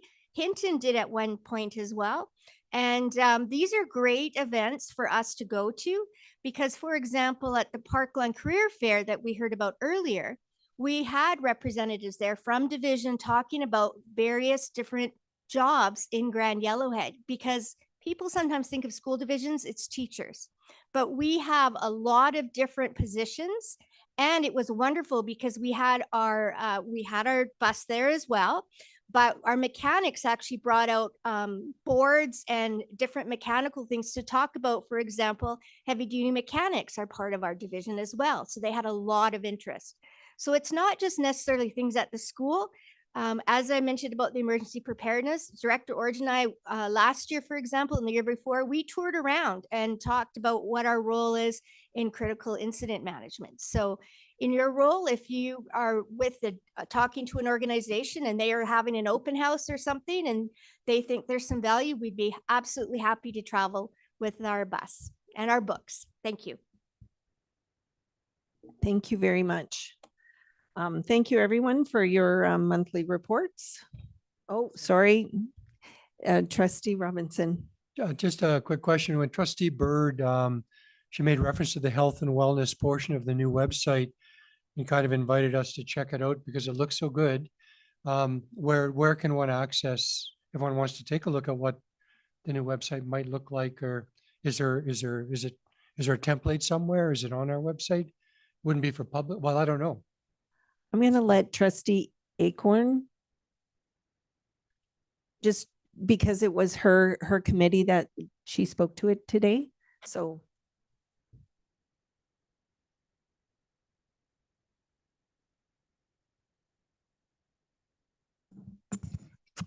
Thanks, Ms. Trustee Robinson. Yeah, I have a million computers here now. Yeah, it's just on our website. If you click on the waffle, right? Oh, I'm on the. Oh, just on the left-hand side and the blue side, where it's all blue. It's just it. So you go all the way down. Same with our division, our departments, our boards, all that's listed. If you keep going down to the bottom, there's a health and wellness tab right there. Okay, that's perhaps illustrating my own ignorance more than anything else, but I know it had occurred to me in the past because I've seen in reports the intent to refresh or update. I think Director Lee had made that comment as well. And so I guess my understanding wouldn't be that it would be available for the public to see something in development, but I can see what you're explaining there. Director Gilks, I'm not sure if you want to or Director Lee wants to respond. I'll go. Yeah, the refreshed website is not available for public viewing yet. We will be launching that August 12th. So yeah, it's just not available yet. So is that the entire website is going to have a new look? Yeah, yes, that's correct. We didn't want to launch it just at the end of the year, and people are used to looking for certain things in certain areas, and that we thought starting out with the new year would be better. Director Gilks. I just wanted to add from a communications perspective is that when we were talking about the health and wellness information, Delaney Euland, our wellness coordinator, did the majority of the work to update that along with working with her health and wellness committee. So the update that they're referring to is the content on that section of the page, not the page itself was refreshed in the sense of the template design, which I think Trustee Robinson, you were kind of looking at, because we've been talking some time as Dr. Lee, you've been graded. Director Lee mentioned that we've been working on this website refresh, which is the entire website. So we have asked, for example, all departments to look at their current content. So when it migrates over, it will migrate the information that's there right now, but the look and feel of the actual website will be different. And as Director Lee said, that is in August. Does that help clarify the information? Yes, it definitely does. I understand the difference between the content and the design itself. I mean, I've had some experience doing that kind of thing with websites, and I guess I'm not sure what the role of the board might be, and probably none. Or, I mean, there is a section on the website related to the board. Has the board seen what it might look like? Has there been any input? And I mean, just a question that's occurred to me because I've seen reference to it, and websites are pretty important for sure. But yes, thank you for that distinction. I was a little bit fuzzy there, but much clearer now. Thank you. Okay, so we will move on. We're just going to make a slight change in our agenda here. We're going to put 11.3 ahead of 11.2 to accommodate Director Campbell. So 11.3 Annual Human Resources Planning and Recruiting Report. The recommendation is that the board receive an overview of human resources workflow for Grand Yellowhead Public School Division staffing purposes as information. Over to you, Superintendent Scobie. Thank you, Chair. We have Rochelle Campbell, who is here. She's our director today, is Director of Human Resources. So Rochelle, if you'd like to do your presentation, that would be fantastic. Yeah, for sure. So I'll just speak to the report and highlight some of the things that the HR team is working very diligently on currently. As many of you know, this time of year is extremely busy for us. Our year runs in a cycle where beginning of our year, beginning of the school year, we're kind of closing up on some staffing related things, and then we move into our recruitment season in January. And as we entered into the month of April, we're full-fledged ahead into staffing season. And so you'll notice in the report, it includes a few different tables. Table 1 is kind of the beginning of our staffing season, where we send out a letter of intent. That's actually in February for all the ATA staff to complete. I just want to note here that these values that you see here are for the results that we received at that time. However, staff have until May 30th to make changes. So we have received a few more retirements since then in particular. Table 2 references our spring staffing activities, which is obviously the bulk of our work. And actually this year we started a little earlier. We started in April, and we kind of had preliminary staffing meetings with all the principals of every schools, getting a sense of where things were at, talking to them about, realistic scenarios in their school with respect to staffing, so we can kind of get ahead of the game and start preparing for them. And then in May here, we will have those final discussions once the budget is finalized and that's confirmed through finance. What we do, our work, we meet with those principals. Once we have a sense of where things are at, we prepare contracts, full-time continuous contracts, probationary contracts, leaves of absences if they're required or requested, I should say, by the employee themselves. If we have any positions that may need to be posted due to resignations, retirements, those kinds of things, we will make those postings. We're slightly delayed this year in making some of those postings just due to budget and holding off a little bit, which Tash can speak to that. And then as far as our closing out, we have QP and recalls and layoffs. So we start with the layoffs. As per our QP agreement, we have to lay off notice with 2 weeks. So we're going to be getting those out by the end of this month. And then recalls, we always aim to get those out by the end of June. However, there's many factors that go into play, but we do our best to make sure everything's prepped and ready to go. And same with our bus staff as well. So that's kind of a high level overview of what's kind of captured here in the report. And I'm happy to answer any questions that you may have. Okay, thank you very much. Trustees, any questions? Seeing none. Well done. Thank you, Director Perfect. Campbell. So we'll move on to 11.2, Alberta Public School Boards Association's Honoring Spirit Indigenous Student Awards. The recommendation is that the Board of Trustees receives information on the division's recognition for the Alberta Public School Boards Association's Honoring Spirit Indigenous Student Awards. Over to you, Superintendent Scobie. Thank you, Chair. We're going to pass this over to our teacher consultant, Rayanne Miller, to give the report today. Good morning, trustees. Starting all the way back in January, our schools, along with their staff, started the process of nominating students for the Honoring Spirit Award.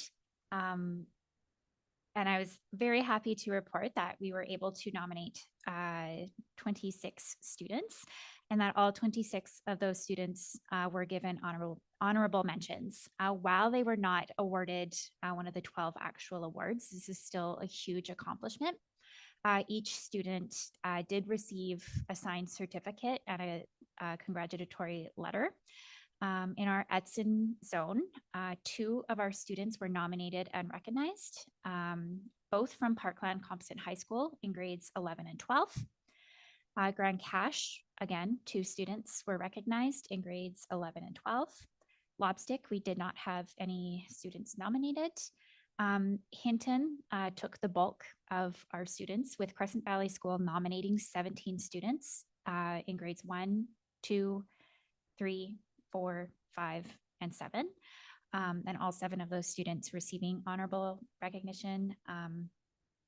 Harry College, we nominated 5 students in grade 9, 11, and 12.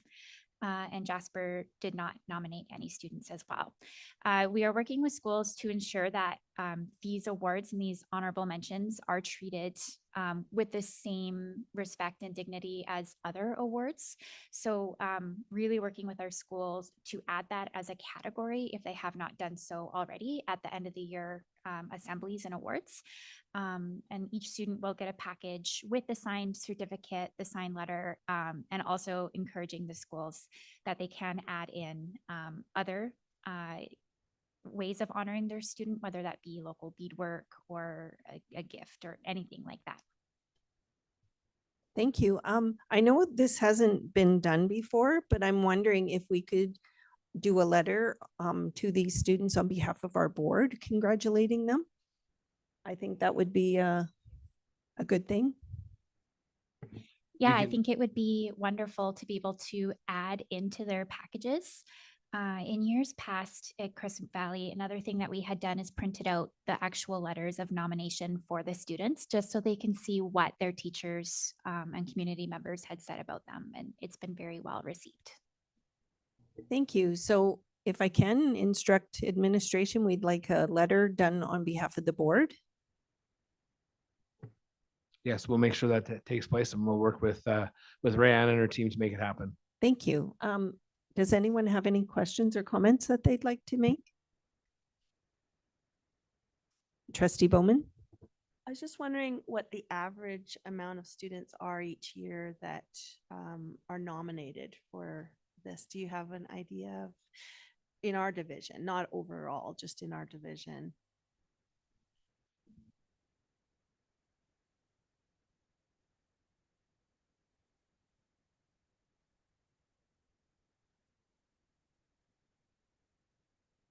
Is. It's just their proximity. He says it's proximity. What I can share, Trustee Bowman, is that over the last 3 years, every year we have increased nominations. So this year's number of nominations, I believe, were increased by 12 from the previous year. So it's not a mean or an average for you, but to give you an idea that our schools are acknowledging their students. And, you know, I do want to highlight the work of our teacher consultant, Rayanne. I believe her support of our schools, her exemplars that she shares, she'll walk staff through. You have this student. Here's what you can say. Here is the support I can offer you.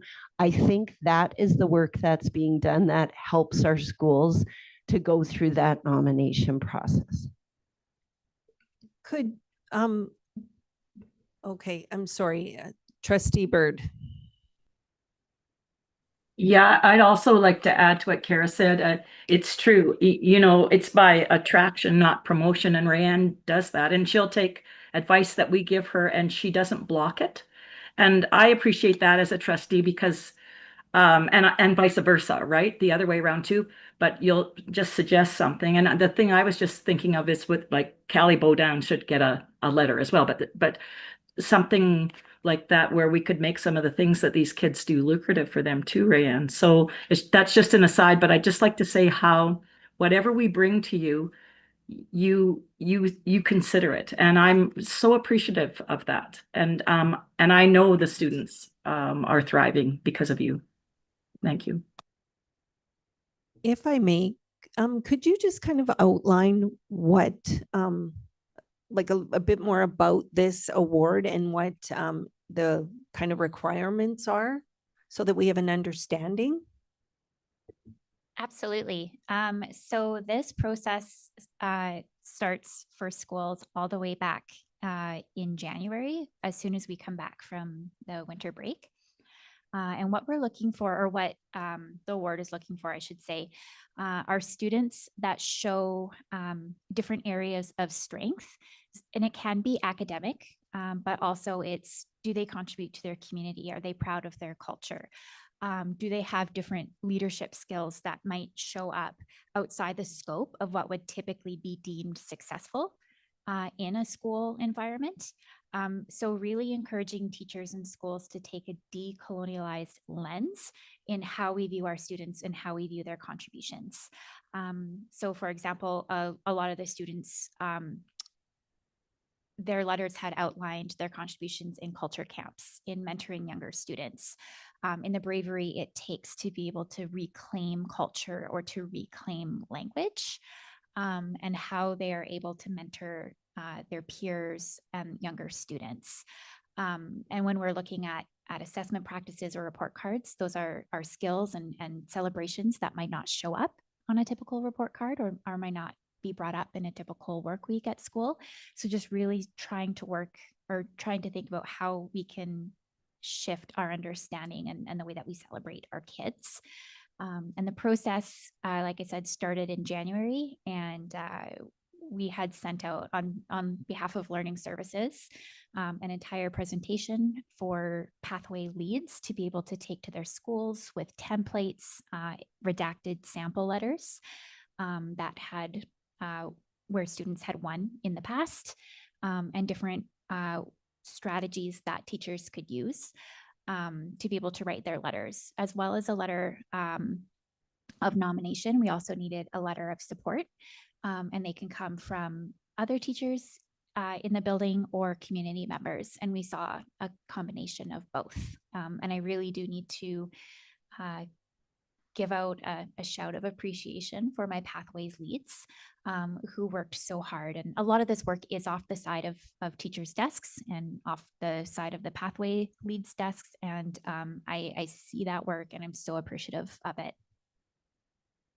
So how can we as trustees help support and bring this forward so that, like, as I look at this, Lobstick has none, like zero.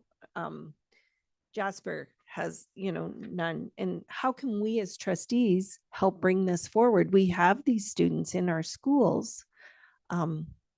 Is there any recommendation that you can give to us for bringing it forward? In a dream world, yes. I know it's always going to come down to budget, but I do think about, and I don't know if this would be a you or an operations thing, but even having like a half a day release time for a lead teacher to work with their school's administration to kind of really go through and vet the students, and to think about to actually have those dedicated conversations about what our kids are doing, strengthening relationships with our local friendship centers, as well as with our Jasper House district for the Métis Nation of Alberta.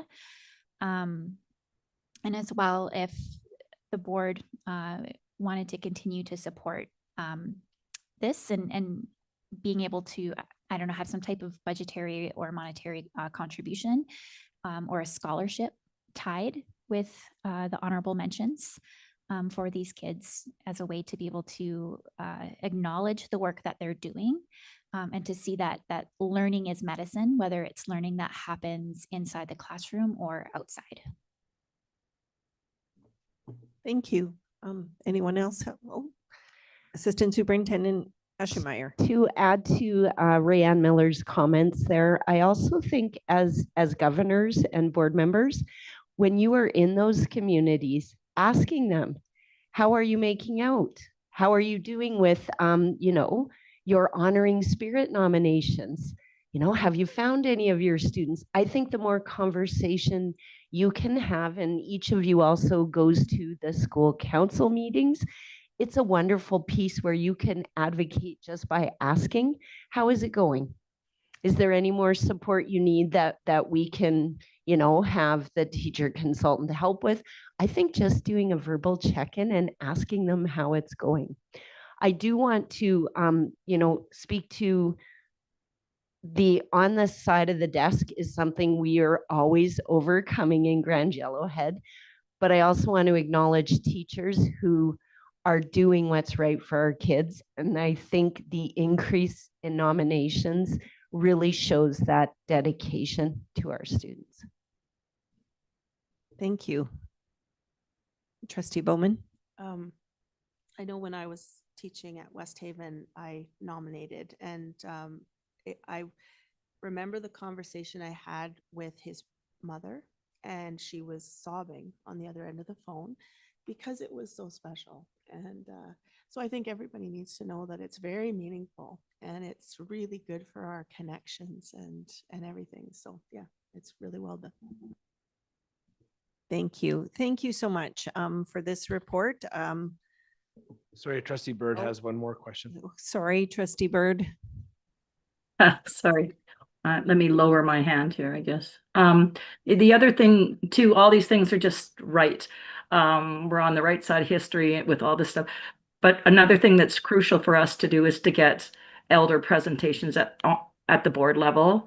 And they talked at CAS about even having, we were allowed, and I read the policy too, we're allowed to have a non-elected elder on the board too. So that would be homework for us. So what a great discussion here. Thank you. Thank you. Again, thank you for the report. And I think we can all take something away from this. And we've asked administration to do a letter, and we look forward to our conversations with our schools, I think, moving this forward for next year. Thank you very much. I'm going to call our lunch recess, and we'll be back in an hour. Thank you.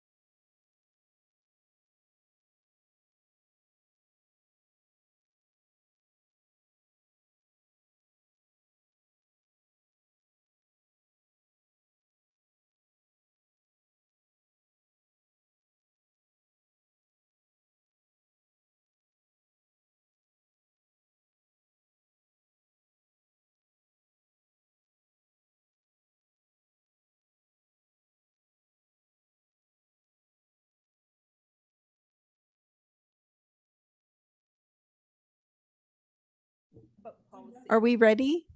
Are we on? Okay. Welcome back, everyone. We'll reconvene at 1:01. We'll start with our action items, 12.2.1, update to policy 7, board operations. Recommendation that the Board of Trustees approves policy 7, board operations. And I will hand it over to the policy committee chair, trustee Caputo. Oh, can I have someone make that motion, please? Trustee Bowman? Thank you. So what we did on this policy is it would be 6.1. I'll just read it quickly. The order of business at a regular meeting will include the following. What we have done is we've taken out the word will and we put the word could, because then that makes it that you can have more. Like you don't have to worry that we're following it to the T with the word will. And also for committee reports, we still will have committee reports, but we only will have the reports that are given during the board meeting at that. So if the policy committee, there's no report, then I wouldn't have to say anything. So that these committees, then you would just say that it would be committee reports, and then anybody that had a committee meeting, then they would bring up their report. And that would be it for this. Any questions, comments?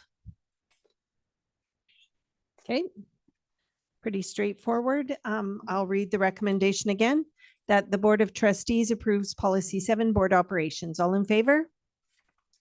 And that is carried. So action item 12.2.2, update to policy 8, committees of the board. The recommendation that the Board of Trustees approves policy 8, committees of the board. Can I have someone make that motion? Trustee Mines. And over to policy committee chair, trustee Caputo. Thank you. In this one, if you look at number 7, it was recognition of employees. It's now titled staff recognition and awards. And then the powers, and then there's the terms of reference. But what will happen is once this committee is established at the organizational meeting in June, they will do their powers and their terms of reference for this committee.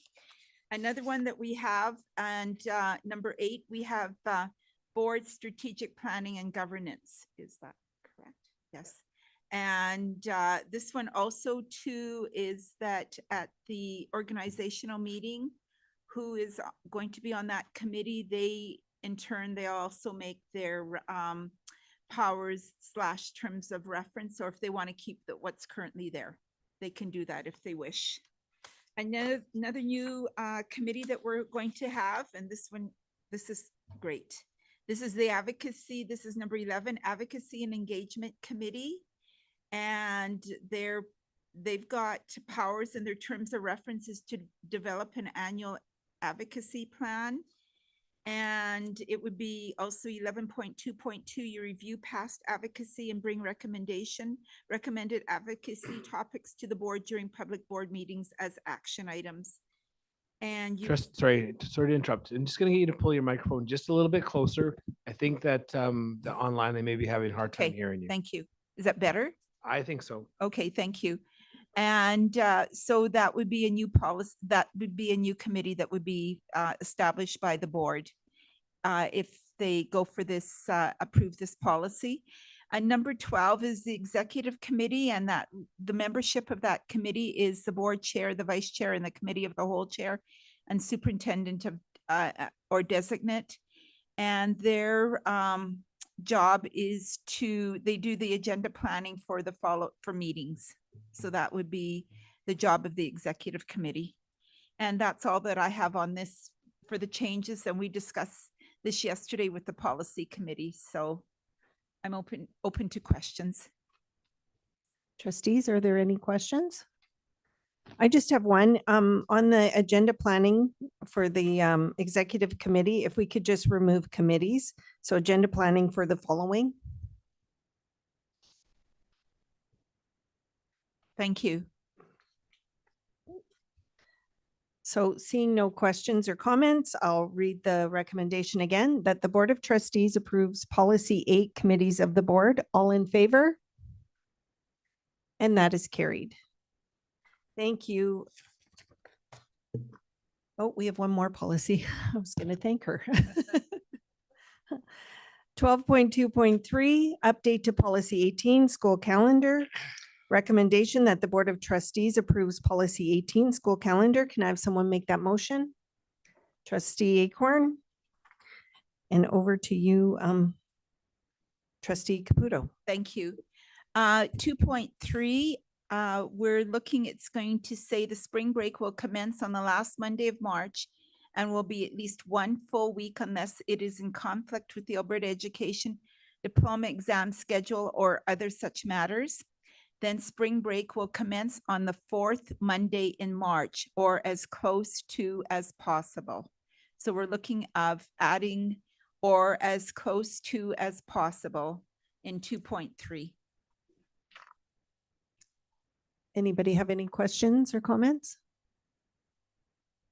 Seeing none, I'll read the recommendation again. That the Board of Trustees approves policy 18, school calendar. All in favor? And that's carried. Thank you, Trustee Caputo and your committee for putting those together. Action item 12.2.4, 2026-2027 schedule of board meeting dates. The recommendation is that the board approve the 2026-2027 schedule of public board meetings. Could I have someone make that motion? Trustee Caputo. Over to you, Superintendent Scobie. Thank you, Chair. So we've just, we met as a group to discuss what the possibilities could look like next year for our meetings. At times, meetings have been given to the board in the past, where there wasn't always a lot of talking and determination. And so the board this year has looked at what is necessary, and a couple of things that stand out beyond the dates of each month are that there will be 2 November meetings that will facilitate the audit that takes place. And there will be 2 May meetings, which will also help to facilitate the spring budget. Typically, the spring budget is due to be presented to the government before May 31st, and having the second meeting in May will give us the time to work on and then have that separate meeting for any other emergent ideas that come out, and a bit more time in our finance department to make it all happen.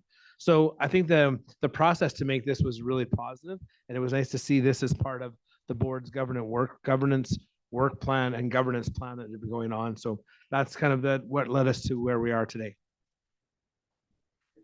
Does anyone have any questions or comments?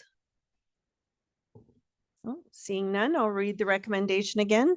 That the board approve the 2026-2027 schedule of public board meetings. All in favor?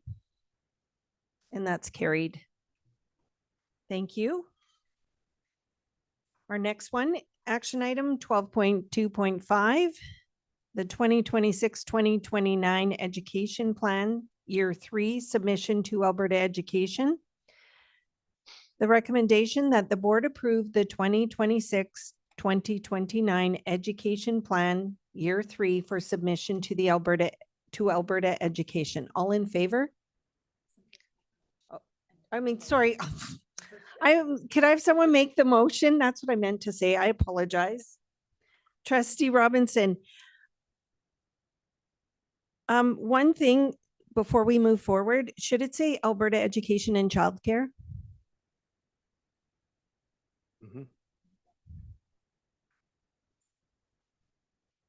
Yes, it should. Sorry, yes. Okay. Yes, we'll get that. So now that I've straightened out what I'm doing, over to you, Superintendent Scobie. I'll pass it over to Assistant Superintendent Ashtonmeyer. That was good that we had Trustee Caputo. I like the arm. The arm schwacking was a good way to start this part of the meeting.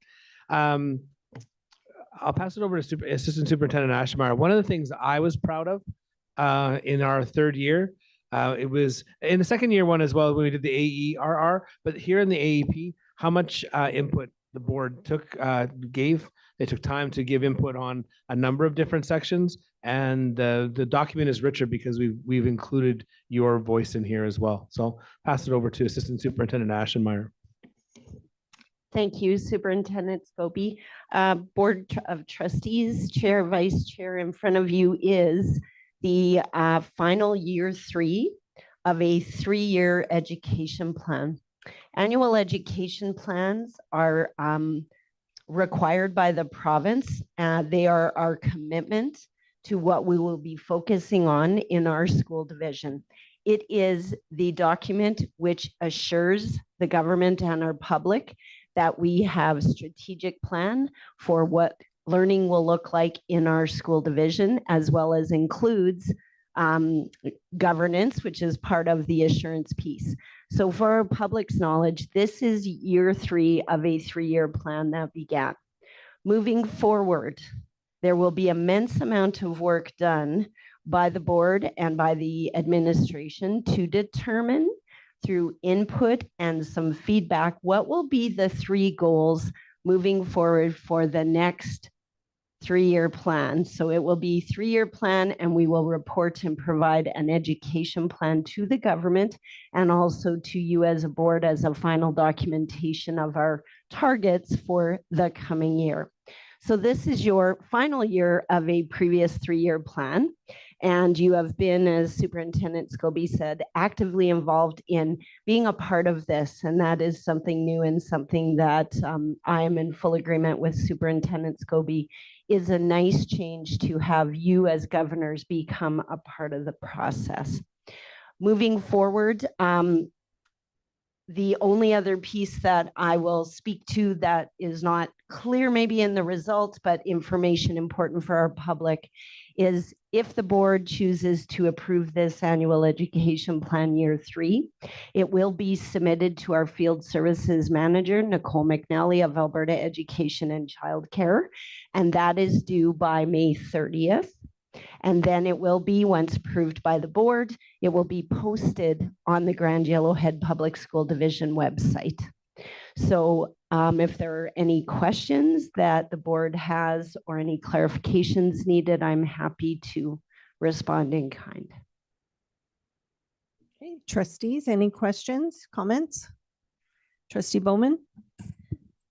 It's a beautiful document, first of all. And I just, a quick question. This is for next year? Like this is going into next year, correct? Yes. Okay, so then in the Superintendent's Youth Council, I noticed that it's saying there that the Board of Trustees will be a part of that. So I was just checking because we hadn't met them. So I just wanted to double check. Yes, and thank you for that, Trustee Bowman. So you're approving this. This will be for the 2026-2027 school year. The engagement that will be undertaken for next year will be to process and create the goal for the 27-28 school year, which will be a new 3-year phase of an education plan. So what is in front of you is the plan, the 3rd final year for the following school year, 26-27. Any other questions? Trustee Caputo? I would like to just say thank you for all the work that you and your team have done on this report. It's a very concise report, and it's not pages and pages long. So I'd like to just say thank you for your report. Thank you, Trustee Caputo. And I do want to acknowledge the work of our communications manager, Nikki Gilks. There's another Gilks in the room, Nikki Gilks. Nikki really makes our documentation very palatable. And I think it's important that we are presenting for our public a document that they can read, make sense of, and also then apply to the work that we are doing. I do want to share as well that last year was the first time that Grand Yellowhead had a piece that was called an implementation plan.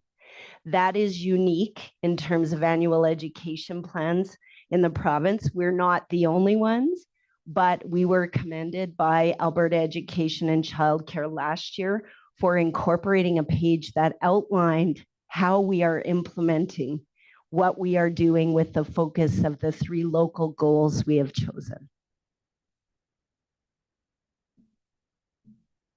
Thank you. My question to you is that this is forwarded on to Alberta Education and Childcare. Do they sit down when they get the report? Do they sit down with you and Superintendent Scobie to discuss this in more detail if they have any questions? Wonderful question. Thank you, Trustee Caputo. What happens with Alberta Education is we have a submission date. They, in fact, and it would start and be our field services manager, they actually have a rubric that they follow, which they go through their assigned school divisions using that rubric to assess and look at the Alberta Education and Childcare Plan that we submit. Then they schedule a meeting. Typically, it's in the month of October. And Nicole McNally, who is our current field services manager, in the previous year in October, we met to review this with her and make sure we answer any questions that she may have had, and a chance for us to really have a in-depth conversation with the person who works with us as a representative of Alberta Education and Childcare. Any other questions? Okay, seeing none, I'm going to read the recommendation again. That the board approve the 2026-2029 education plan, year 3, for submission to Alberta Education and Childcare. All in favor? And that's carried. Thank you for your work. It's beautiful. A beautiful document that we can be proud of. Thank you. Thank you. Action item 12.2.6, Fulham Community School expectations moving forward. Recommendation that the Board of Trustees approves the following expectations and accountability measures for Fulham Community School by directing administration to work collaboratively with school leadership, community stakeholders, and relevant partners to explore and support the development of a remote rural agricultural and sustainable natural resource focused program intended to strengthen student engagement, enrollment sustainability, and long-term rural educational opportunities. Could I have someone make that motion? Trustee Bowman? Do you want to speak to this, Superintendent Scobie? I think we can probably do a combination of those things. I think that each of us has a strong part to play in this. One of the things that we know in order to make the school successful is it's going to require multiple levels of ongoing work and intervention and collaboration to make this happen. In the report, when we talk about some of the administration next steps, so provide enrollment updates to the board so that we have an idea of what's going on. Work collaboratively with school leadership and community stakeholders to explore the development, as you had said, of a remote rural agricultural and sustainable natural resource program. We work with the school leadership to begin to implement new programming and link to the curricular outcomes. Provide the school leadership the opportunity to participate in intervisitation with similar schools to gain insights into what works well and what to avoid. Review operational feasibility, staffing, transportation, safety, insurance, and liability concerns. Help identify potential partnerships, grants, and external supports or funding opportunities, and continue monitoring enrollment and sustainability indicators, and then report back to the board within the established timelines. So, and the work in here has, we've done, operations has done work based on what the board recommendations are. We hope to be working within those parameters and know that there has been recently, for sure, a lot of work happening in and around the school, in with leadership and with other partners that are there. So we're committed to making sure that we're doing our portion of this, which I thought would be our part to talk about if you wanted to do the others. Okay. I shared this with all the board members to get feedback from them and input, and this is what we came forward with.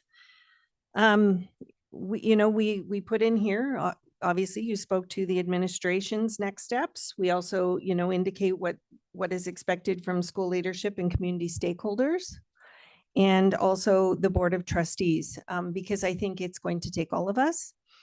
And I mean, I could read what we're to do, but I think it will be, this is posted so people can see this if they so choose to read it. 100%. No, and I think that's good. And it's nicely laid out. It shows the levels of responsibility for all, regardless of who's in each of the positions. And I think that part is very positive. Yes, I think so too. And I was very thankful for the input that we received from our trustees because it was, not just about Fulham. This is, if you read here, it talks about possibly establishing this kind of procedure throughout our Right. division when it comes to programming. And I'm not going to call it alternative programming. I'm going to call it just programming. Just programming. Yeah. But it's the add-ons, right? Those little extras, that we're doing in other schools, right? Right, The other land-based enhancements that and we do. the enhancements. Thank you. So I just think it's really, it's a really good kind of start for us. Great. Yes. Anybody want to ask any questions or speak to this? Sure. Yeah, I just think it's really forward thinking, honestly, for our division as far as all our schools. Like I was talking to the young lady with the cooking at, or Callie, and the idea now is that they're going to maybe look at selling her product at their school. So, like all these little things that we can do in all our schools to help them thrive, I think is the important part, and to make children successful.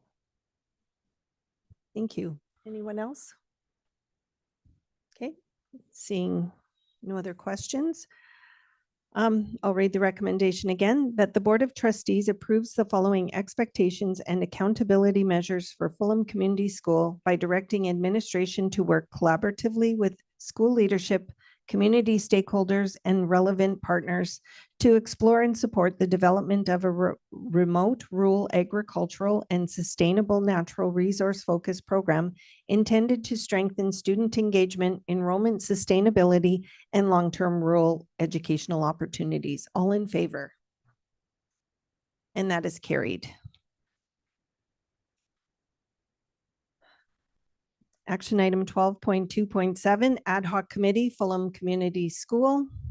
The recommendation that the Board of Trustees approves the formation of an ad hoc committee of 2 trustees, one alternate. My apologies. It's been a long day.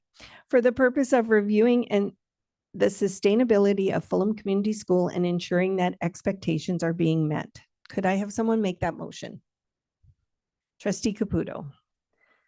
Over to you, Superintendent Scobie. Oh. Thank you. Thank you, Chair. So we'll go through and we will create this and then the nice thing about doing it as an ad hoc committee, we can begin this year and get our group established. We can make sure that we communicate out and ensure that everybody is there. And then this can carry on over the course of the next year. And then we can do a review by about this time next year to see whether that ad hoc committee stays on, whether we continue, whether we change some of our ideas that we will be doing in order to support the school. Thank you. Trustee Mines? Under context of the report and your membership, having 2 Edson trustees, the board chair, the superintendent can send a designate, but if one of the Edson trustees is unable to make it, or the board chair, should we not have it say board chair or designate or 2 trustees, preferably Edson, because we don't know if somebody gets ill or whatnot. We've kind of boxed hold ourselves into a smaller box. I think in our recommendation, we're saying 2 trustees and 1 alternate. And of course, down here where it's the membership and everything, once it goes to the committee, they can establish. Yeah, I think that's how we've been doing it with our committees, is we pick a chair at our organizational meeting, and then between the chair and the membership, they decide kind of what the committee structure and stuff will look like. This is just kind of an outline. It's what we do for a lot of our committees right now. So this one won't be chosen until our organizational meeting in June. 17th. Yeah. Okay, that looked like it was what it shall be. So that's why I was querying it, just in case. We never know what happens in our lives and we may be other disposed, right? Any other questions, comments? Okay. Seeing none, I'll read the recommendation that the Board of Trustees approves the formation of an ad hoc committee of 2 trustees and 1 alternate for the purpose of reviewing the sustainability of Fulham Community School and ensuring that expectations are being met. All in favor? And that is carried. Okay, so now we have 12.2.8, a motion to amend the March 6th approved minutes. The recommendation is that the Board of Trustees approve to amend the the Board of Trustees approve to amend the minutes of March 6, 2026 by replacing the phrase, "The board heard from the following community members sharing their thoughts and feelings," with "The board heard from the following community members sharing their comments and perspectives." Could I have someone make that motion? Trustee Robinson? Is there any questions or comments to this motion? I'll just quickly speak to this I believe that this is a more neutral phrasing that better reflects the respectful community participation in our minutes, since we had heard from Fulham and they had asked us to take a look at that. So if everyone is okay, I'll read the recommendation again. That the Board of Trustees approve to amend the minutes of March 6, 2026 by replacing the phrase, "The board heard from the following community members sharing their thoughts and feelings," with "The board heard from the following community members sharing their comments and perspectives." All in favor? And that is carried. Thank you, everyone. So future business, our meeting dates, open to the public, June 17th, 2026 is our organizational meeting at 10 a.m. That's where we pick our committees. So everyone take a look and make sure you know what you want to put your name to. June 17th, public board meeting at 11 a.m. Closed to the public is June 16th, committee of the whole meeting at 9 a.m. Is there any notice of motion? Okay. Is there any future agenda items? Is that where I put the appendix C or no? We can, or it can just come up into the next board meeting, I believe. Okay. That'll be fine. Thank you. Closed session, we will move into closed session. I'll need someone to make the motion to go into closed session to discuss labor. Could I have somebody make that motion? Trustee Acorn? And it's at 1:28, 1:29. So we will, I'll go first and then I will, so I'll just Okay. need to be there for the first part. I have 2 items. so superintendent and secretary treasurer.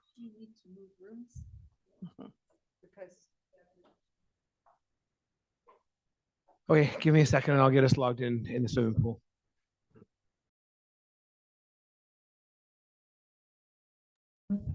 Katie will send you a link to the closed session. You'll have to just come out of this meeting and then come back in and go into the other one, okay?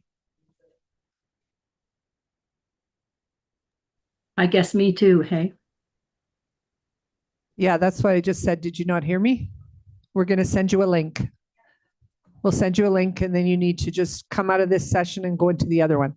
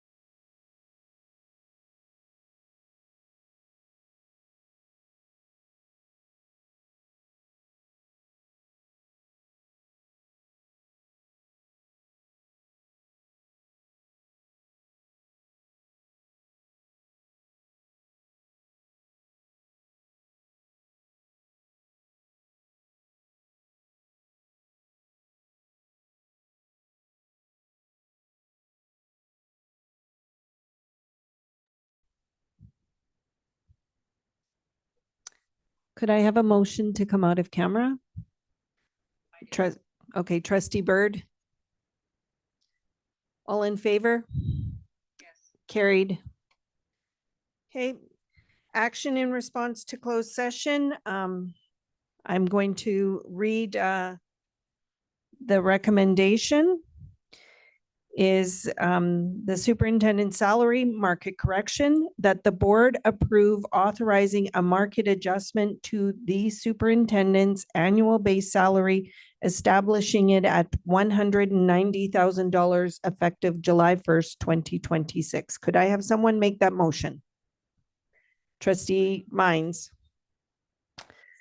Is there any discussion? Seeing none, I'll read the recommendation again, that the board approve authorizing a market adjustment to the superintendent's annual base salary, establishing it at $190,000 effective July 1st, 2026. All in favor? Yes. And that is carried. I will call for a motion to adjourn. Trustee Acorn, all in favor? Yes. And that is carried. Thank you, everyone.